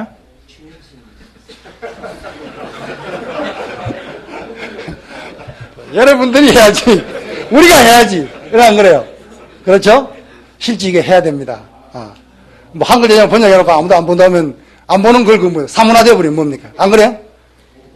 팔만 대장경을 갖다가 유네스코에 등록된 문화유산이라 해가지고 그냥 1년에 한두 번 끄집어 내가 머리에 이고 빙빙 밥성에 보는 정도 거친다고 한다면 그게 무슨 문화재적인 가치는 있겠지만 박물관적인 가치는 있겠지만은 거기에 담겨진 8만 대장경의 부처님의 육성을 부처님의 말씀을 부처님의 본성을 오늘 이 시대를 살아가는 우리가 배우고 익히고 잘 발무리해서 육화시켜서 피가 되고 살이 돼서 이 시대 중생들에게 정말 살아있는 법음으로서 구실을 해야만이 8만 대장경 가치가 있는가? 아니에요? 그렇죠? 안 그러면 빨래판보다 못해 그게 실제로 실제입니다.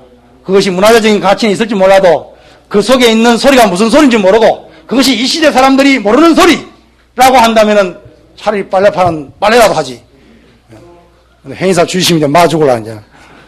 어쨌든 간에 경전이라고 하는 것은 정말 이 시대의 용어로 바꿀 필요가 있습니다. 그래서 남아미타불이라는 것이 결국 무량수 무량광이라고만 할 것이 아니라 정말 빛이요 생명으로 돌아가자는 거 아닙니까? 빛이요 생명이 어디 건강세계에 맺겠습니까? 내 마음에 빛이 있고 너의 마음에 생명이 있다고 한다면 너의 생명과 나의 빛이 합하면 아미타지 뭐. 그래 안 그래요? 참마음으로 돌아가자. 실제로 그래요. 인도라고 하는 것은 덥기 때문에 우리는 해 뜨는 쪽이 굉장히 신성시 여긴다 그러죠? 그렇죠? 그러면 인도는 해 뜨는 거 신성시 안 여겨요. 덥기 때문에 해만 뜨면 아이고 죽으려고 한다. 그래서 인도는 서쪽 해 지는 것을 굉장히 신성시 여깁니다. 쉽지 여기라. 인도 사람 가보면 그냥 더워가지고 그냥 해 뜨는 거 참 싫어요. 그냥. 해 지면은 좀 신선하거든. 그러니까 서쪽을 중요하게 여길 수밖에 없어. 우리는 집을 질 때 서양이라 그러면 서양보다는 동양보다는 남양을 좋아하잖아. 그래 안 그래요? 그렇습니다 실제로. 뭐 옛날 차선진에 보면 뭐 갤로폰가 뭔가를 타고 뭐 해를 따라 달린다는 그런 구절이 나온다 그러죠. 해를 따라 달리다 보면 옛날엔 서방 경토 간다고 생각했지만 요즘은 뭐요? 달리면 제자가 돌아오지 뭐 어디가. 지구는 둔 건데. 그래 안 그래요? 실제로 어떤 아미타라고 하는 것을 이런 어떤 의미에서 서쪽으로 어떤 보신정토를 이야기할 수 있겠지만은 법신정토에 있어가지고는 지금 서방경토 아미타 부처님 계시는 곳은 보신정토고 건강세계에 갔다 왔다고 하는 사람이 그렇게 말하더라고. 중국에 가면 뭐 관정법사인가 뭐 건강세계에 갔다 오셨다고 그 사람 이야기를 들어보니까 서방경토 건강세계는 보신정토 보신불이 계시는 데고 이 차방정토 이 땅이 정토라고 하는 것은 법신정토다. 이렇게 이야기를 하더라고. 듣고 보니 또 맞는 것 같아요. 그래서 아미타 부처님에게 귀하고 어떤 유심정토 자성미타라고 하는 것이 실제로 어떤 선종에서 표방하고 있는 이런 사상들이 바로 어떤 도신스님 때 이미 삭트기 시작했다. 그래서 도신스님이 어떤 연불선, 요즘 연불선이란 말이 있죠. 연불선의 어떤 그런 어떤 종교적인 그런 위치도 함께 지니고 있다는 것을 알아야 됩니다. 그러면서 도신스님의 사상을 갖다가 한마디로 요약해라. 그러면 선종사상사에서 도신스님의 사상을 한마디로 이야기해라 그러면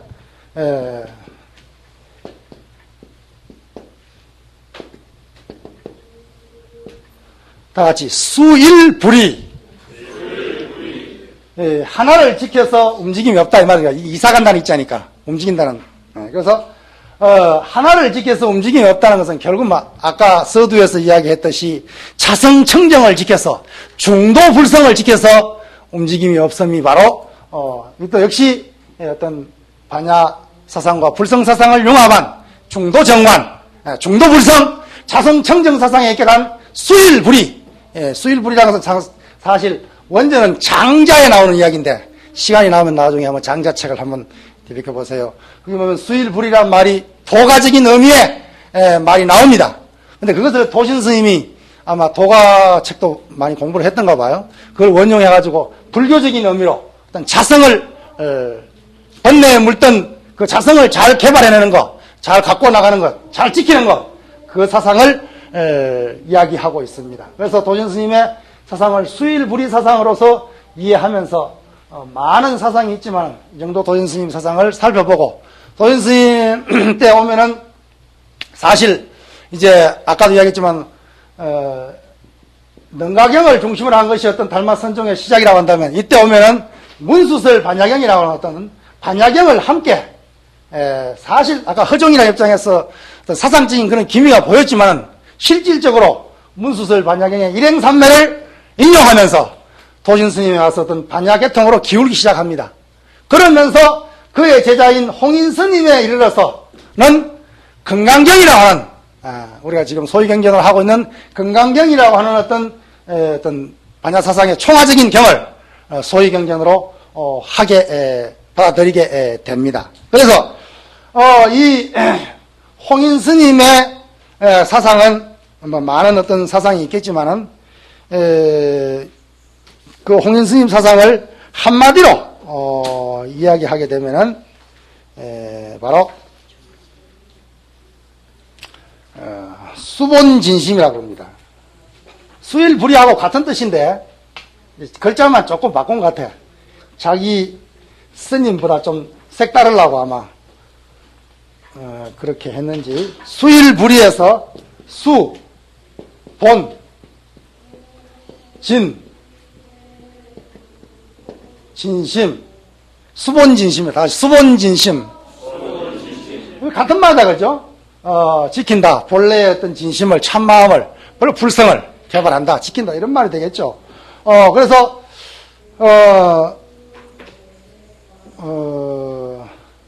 줄여가지고 수심이다. 이렇게도 말을 합니다. 수심. 수심이다. 이렇게도 말을 하죠. 그래서 홍인 스님의 어떤 대표적인 어떤 사상이 바로 수본진심이다. 봉암사 가면 화장실에 낙서를 갖다가 수본진심이라고 딱 해놨어. 누가 했는지. 낙서를 수본진심이라는 어떤 홍인 스님 말을 써놨다고 낙서가 안 되나 그게?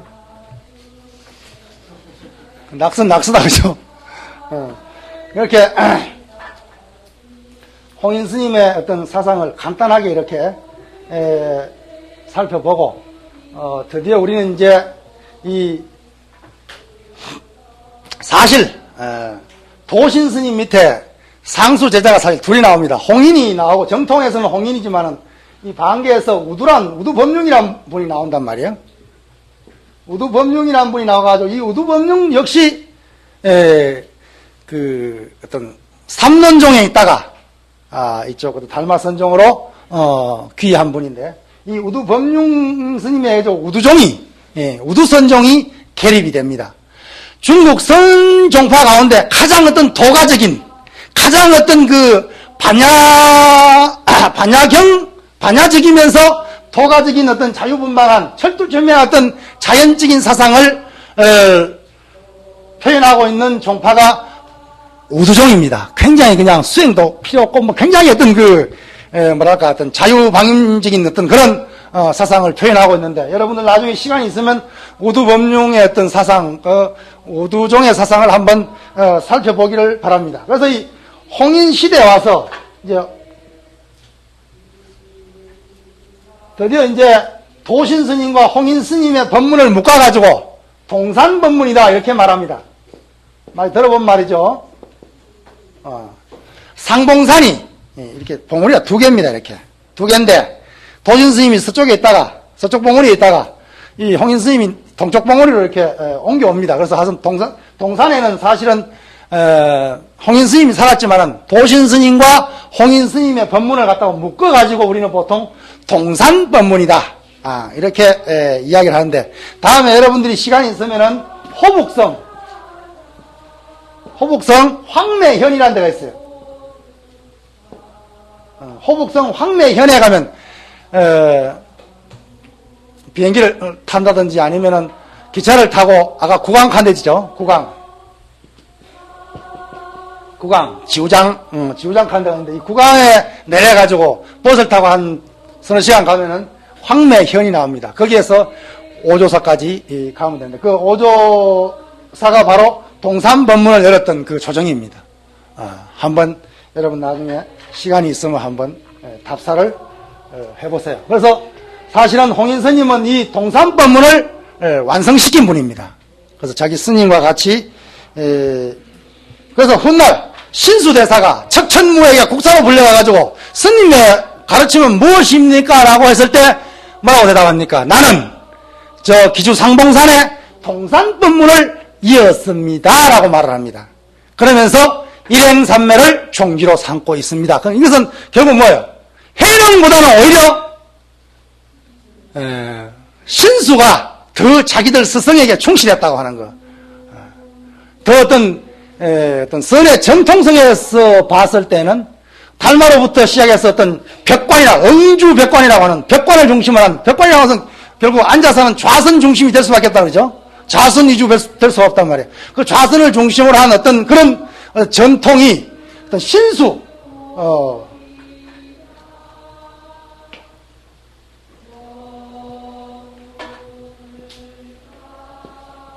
홍인 스님 밑에 신수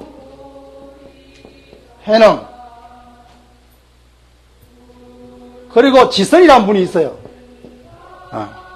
지선 처적 무상 무주 이렇게 이어지는 정중종 혹은 이제 보당종이라고 하죠. 계통이 여기에서 사실 나옵니다. 우리나라 신라왕자 무상이 이 사람들은 지금 사천 성도를 중심으로 해가지고 일대를 풍미하는, 그래서 티벳 불교에도 굉장한 영향을 준 무상스님. 요 얼마 전에 그 선불교에서 밝혔는 일인데, 무상스님이 중국의 500나한 중에 한 분으로 올라가 있어요. 우리는 500나한 크면 500나한이 전부 어느 나라 사람들입니까? 인도 스님들이다, 그죠? 근데 중국은 이상하게도 저그들끼리 또 500나한을 정했어요.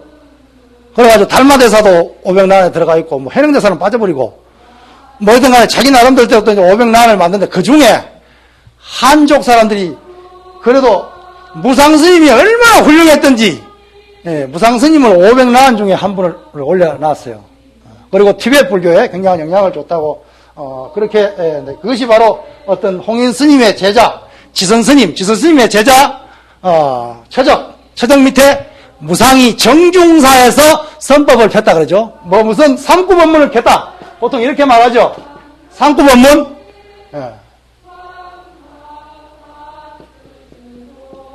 무억, 기억한다는 억. 그 다음에 무념, 망. 무억, 무념, 망망이라고 하는 삼구법문과 인성연불. 요즘 우리 하는 거 있죠. 큰 스님들 법문하고 뒤에 나만 타고 얻는 거 있죠. 그걸 쭉 숨이 닿는 데까지 쭉 인성연불을 하고 마지막 숨이 끊어지는 그 순간에 호흡도 멈추면서 어떤 생각을 멈추어 나가는 무념의 상태로 들어가는 그런 어떤 인성연불을 가리켰다 그래요.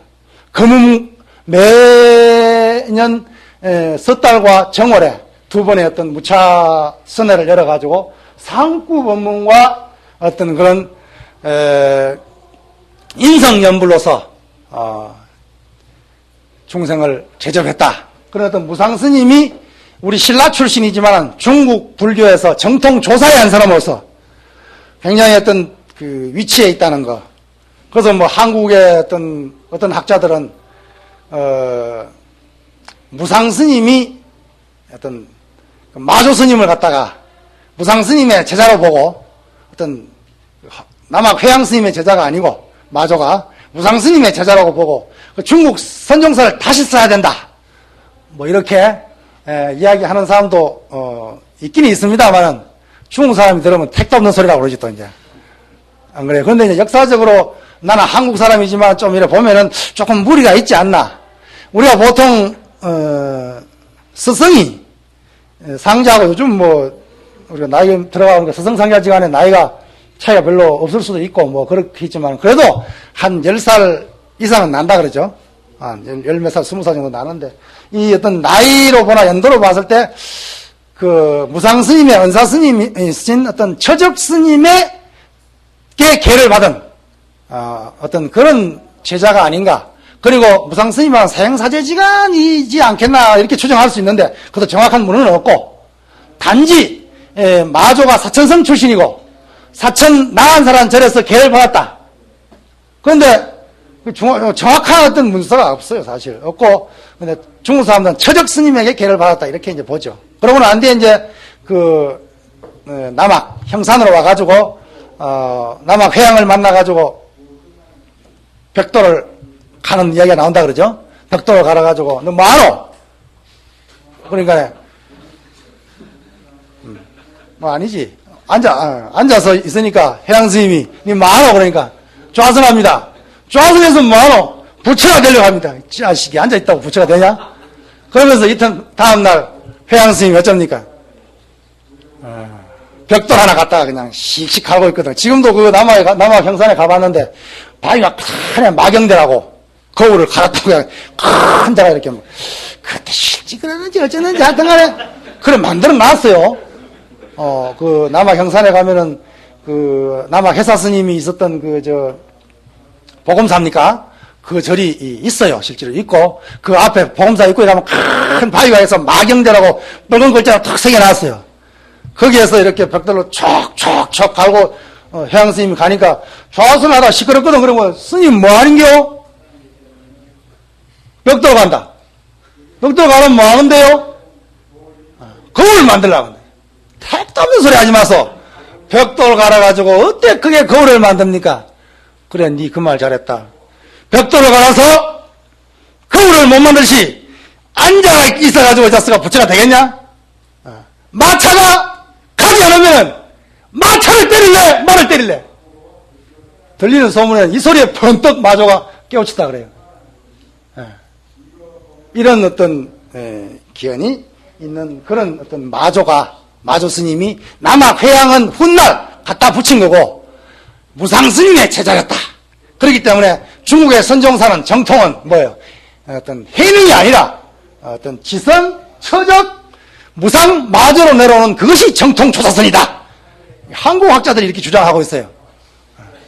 들으면 되게 기분 좋은 이야기인데 그러나 뭐 학계에서 그렇게 반향을 일으키는 찻잔 속의 태풍 정도 이야기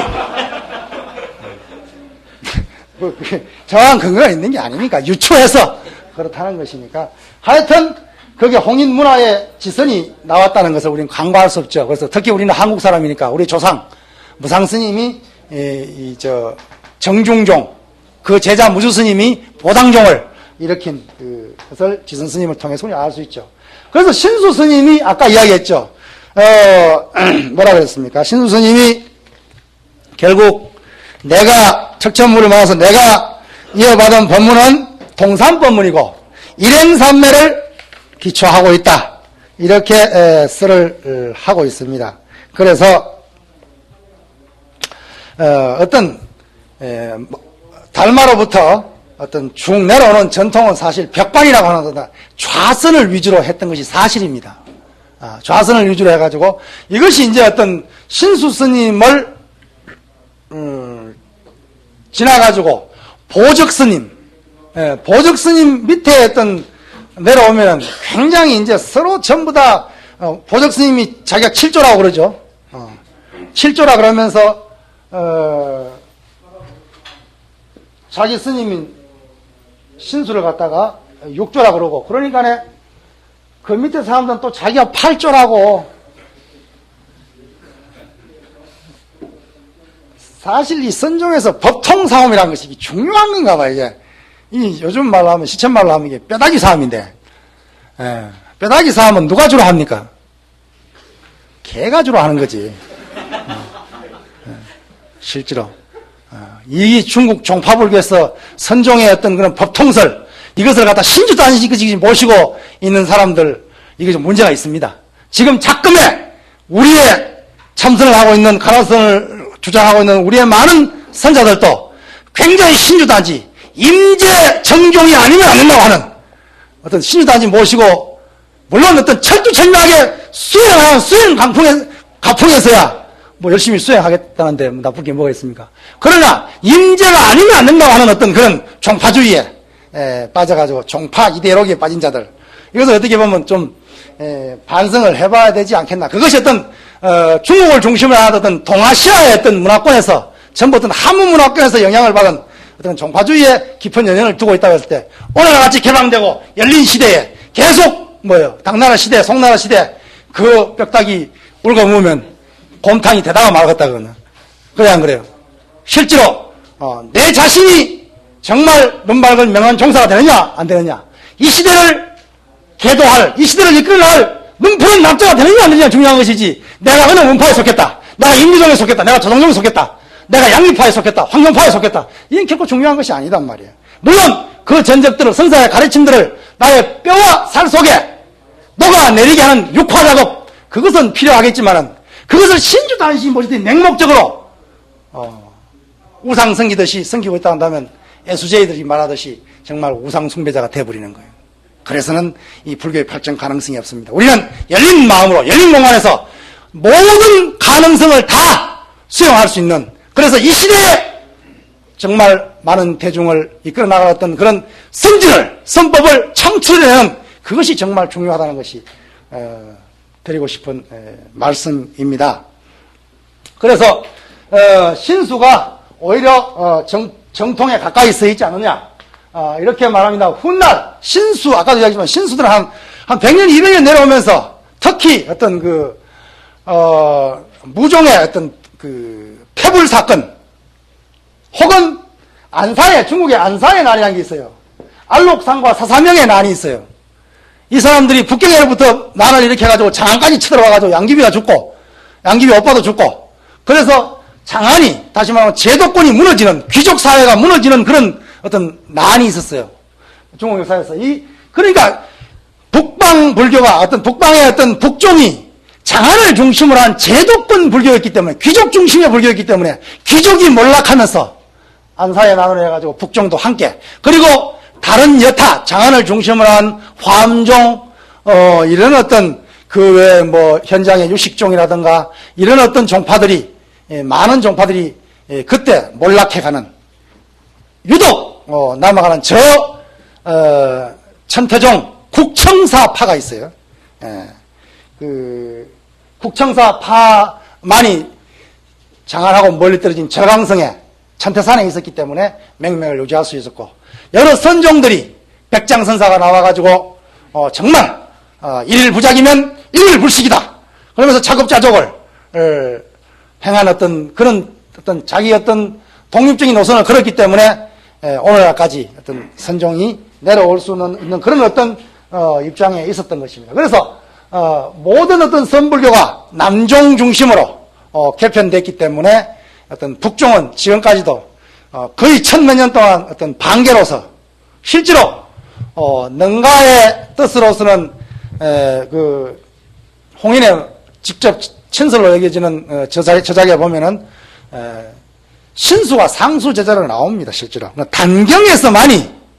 단경에서만이 신수를 갖다 사정없이 그냥 폄하해버린다 그러죠. 그 대표적인 개성을 우리는 잘 알고 있다 그러죠. 뭐예요?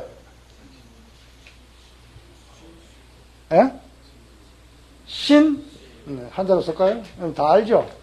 너무나 잘 아는 게 쓰기도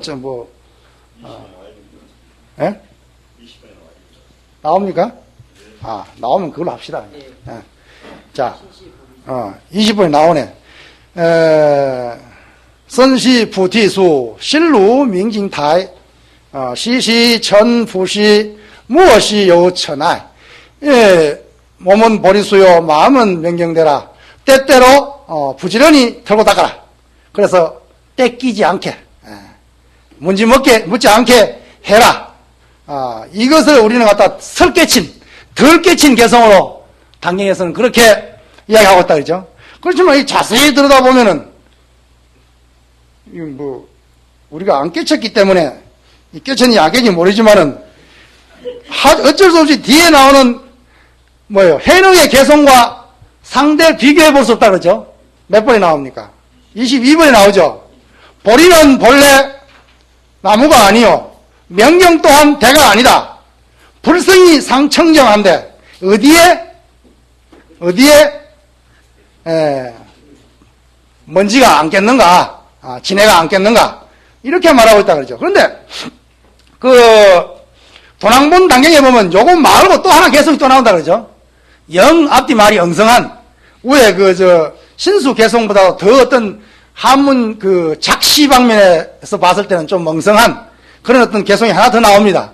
근데 그건 빼버리고 그냥 이것만 가지고 이야기한다면 불성상청정이라고 하는 것은 뒷날 어떤 종법원 단경이라든가 이런 데 가면 뭘로 바뀝니까? 본래 무일물로 바뀐다 그러죠. 이 본래 무일물이라고 하는 것은 사실 맨 먼저 본래 무일물이라고 말한 사람은 황벽희운선사입니다. 황벽희운선사 전법 보기에 보면은 본래 무일물이 말이 나옵니다. 그러니까 최소한 종법원 단경이라든가 대성사본 단경 이런 단경들은 최소한 황벽희운 이 뒤에 어떤 성립된 것이 아닌가 이렇게 유추해 보기도 합니다. 그런데 얼마 전에 발견된 도낭본에서 나온 대성 신수 스님의 어떤 저작이라고 하는 대성 무생 방편문이라는 책에 보면은 거기도 본 일물이란 말이 나오고 있어요. 그러니까 사실 뒤에 가가지고 남북종을 회통할 때, 돈정을 회통할 때 다시 할 이야기겠지만은 신수 스님이 그래 간단하게 여기서 이 개성을 우리가 평가하면서 어떤 심색 이원론, 영육 이원론에 빠져 있다라고 우리는 이렇게 비평을 하는데 실제로 우리가 신주단지같이 모시고 있는 이 해능 스님의 개성을 가만히 들여다보면 이 개성 자체만으로서는 빛이 그렇게 안 난다 그러죠. 앞에 신수 개성이 만약 없다고 생각하면은 없다고 생각해버리면 그렇게 지금 우리가 알고 있는 것처럼 그렇게 빛날 수 없는 개성이다 그러죠. 앞에 신수 개성이 전제되어야만이 더욱 더 빛을 발할 수 있는 개성이 이 해능의 개성입니다. 그러니까 신수의 안티로서 해능 개성이 더욱 빛날 수 있는 것이지 신수 개성이 빠져버리면 사실 그렇게 우리가 지금 알고 있는 것처럼 그렇게 위대한 개성이라고는 그 자체도 위대하겠지만은 앞에 신수 개성이 있음으로 해서 더욱더 빛날 수 있다는 것입니다. 그래서 사실 어떤 단경을 갖다가 남종 계통에서 어떤 지은 어떤 그런 가타간 것이라고 본다면은 신수 개성을 갖다가 실제로 그렇게 했는가라고 어떤 의심까지 하는 그런 사람도 사실 없잖아 있습니다. 그래서 우리가 몸은 보리수요 마음은 명경된데 때때로 부지런히 털고 닦으면 어디에 때가 끼겠는가라고 하는 이 어떤 한 시의 어떤 개성으로 봤을 때 하나도 나무랄 데가 없는 완벽한 시입니다. 그런데 뒤에 어떤 우리가 너무 남종 입장에서 어떤 해능을 옹호하는 입장에서 앞에 거는 설 깨친 것이고 뒤에 것은 완벽하게 깨친 사람의 어떤 개성이라고 하는 그런 입장에서만 바라봐서 그렇지 실제로 두 개성이 다 어떤 일정한 어떤 위치에 올라간 수행자, 깨달음을 얻은 수행자들이 할 수 있는 그런 말들이 아닌가 이렇게 사실 생각을 해봅니다. 실제로 신수 스님의 어떤 그 사상을 갖다가 하택 신해와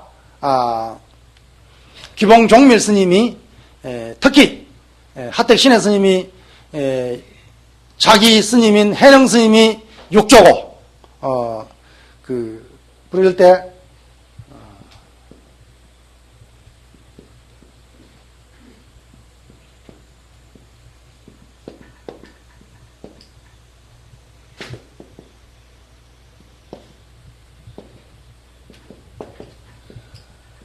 이렇게 육조 현창 운동을 할 때 사성은 반개요. 법문은 점이다. 이렇게 공격을 합니다. 이게 이제 그때 당시에 어떤 대운사에서 대운사란 절을 참 찾아볼 기라고 하남성에 가가지고 막 뜯었는데 그 틈만 남아 있어요.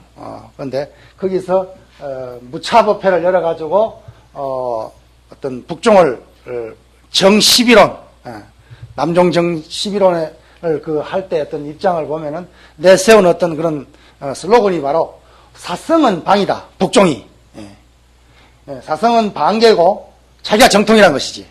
욕조 해능이 정통이라는 것이죠. 그러면서 사실 정통 그때 당시에 정통이었다고 한다면은 뭐 이렇게 무차대회까지 열어가지고 우리 스님이 정통이요 할 거 없잖아요. 그때 당시에 어떤 신수와 해능은 비교할 수 없는 그런 어떤 신분적인 차이를 신수는 양경의 양경의 국사예요, 국사. 그러니까 다시 말하면 뭐예요? 낙양과 장안의 어떤 그런 국사면서 삼의 황제, 세 황제 계속 국사를 한 그런 어마어마한 요즘 말로 하면 세력가입니다. 거기에서 광동성 소관 한쪽 남아사 기퉁에서 있던 그 해능 촌영감이 자기는 가만히 있는데 사실 해능 스님하고 신수 스님하고 사이가 굉장히 좋았던 것 같아요. 실제로 문헌을 보면은 어떻게 하면은 당경에 보면은 북종의 어떤 간정이라고 하는 어떤 그런 점수 법문을 갖다가 비판하는 구절이 몇 구절이 나온다 그러죠. 그 외에는 무슨 그런 사이가 나빴다는 것을 어떤 볼 수 있는 그런 전적들이 별로 없습니다.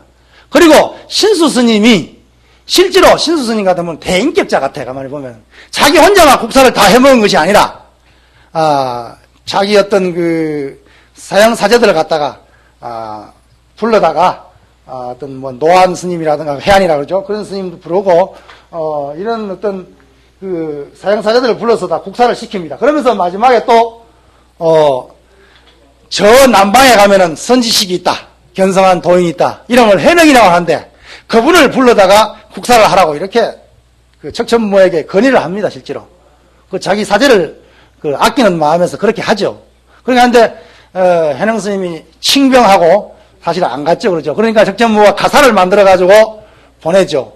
그 가사가 나중에 이제 무상 스님인데 어떤 가는 그런 우여곡절을 겪고 있는데 어쨌든 간에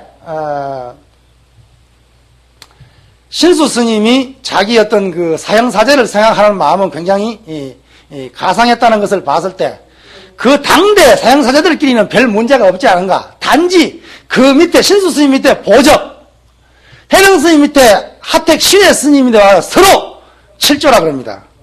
7조. 또 청원 행사 밑에 남학 해양 밑에는 또 자기 스님이 다 7조라 그러지. 그래서 중국엔 7조가 얼마나 되는지 몰라 그냥. 중국 이렇게 옛날 선종사절 가보면 7조 탑이 다 있어요 이렇게. 근데 7조 탑마다 다 주인이 달라. 그랬을 때 아마 법통 논쟁을 엄청나게 했지 않겠나 이렇게 생각이 드는데 어쨌든 간에 보적 스님이 자기가 7조라고 그러고 자기 스님이 신수 스님이 6조라고 하니까 그 어마어마한 거대한 세력에 거대한 바위를 계단으로 치는 식으로 신혜 스님이 하택 스님이 정말 어떤 처음에는 영홍사란 절에서 법회를 열어가지고 북종을 공격합니다. 그 다음에 대운사란 절에서 정식으로 무차법회를 열어가지고 북종 대표로 숭원법사를 불러다가 숭원법사는 아마 보적 스님 밑에서 배운 항마장 스님의 제자가 아닌가 이렇게 유추를 합니다만 하여튼 북종을 대표하는 숭원법사를 불러다가 남종 정 11원에 나와 있듯이 정말 어떤 육조 현창 운동을 하죠. 그 어떤 내용들이 아까 이야기한 그때 건 것이 바로 사성은 방이요 법문은 점이다. 이렇게 해서 드디어 이제 돈점 논쟁이 시작됩니다. 이제 그러니까 북종은 전법문이라는 거예요. 전법문. 그러니까 자기 해능 스님과 자기는 돈법문이라는 거예요. 근데 여기서 이제 점이라고 했을 때 하택 신해가 북종을 향해서 점이라고 했을 때 이 점을 갖다가 하택 스님과 그 하택종에 속해 있는 규봉 종밀 스님은 이 점을 해석하기를 점수점오라고 해석을 합니다. 점수점오. 점차 닦아서 점차 깨달음에 들어가는 여러 단계를 설정하는 그런 어떤 점수법문으로, 점수점오법문으로 해석을 하죠.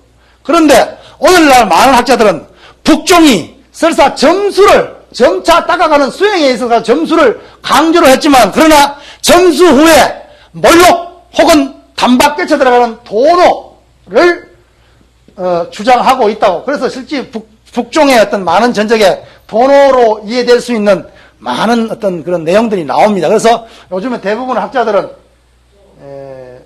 중국 학자들을 예를 들면은 북종의 어떤 가르침이 점수 도노다. 점수만 설한 것이 아니라, 점수 점호만 설한 것이 아니라 점수와 아울러서 도노를 함께 설하고 있다. 이렇게 보고 있습니다.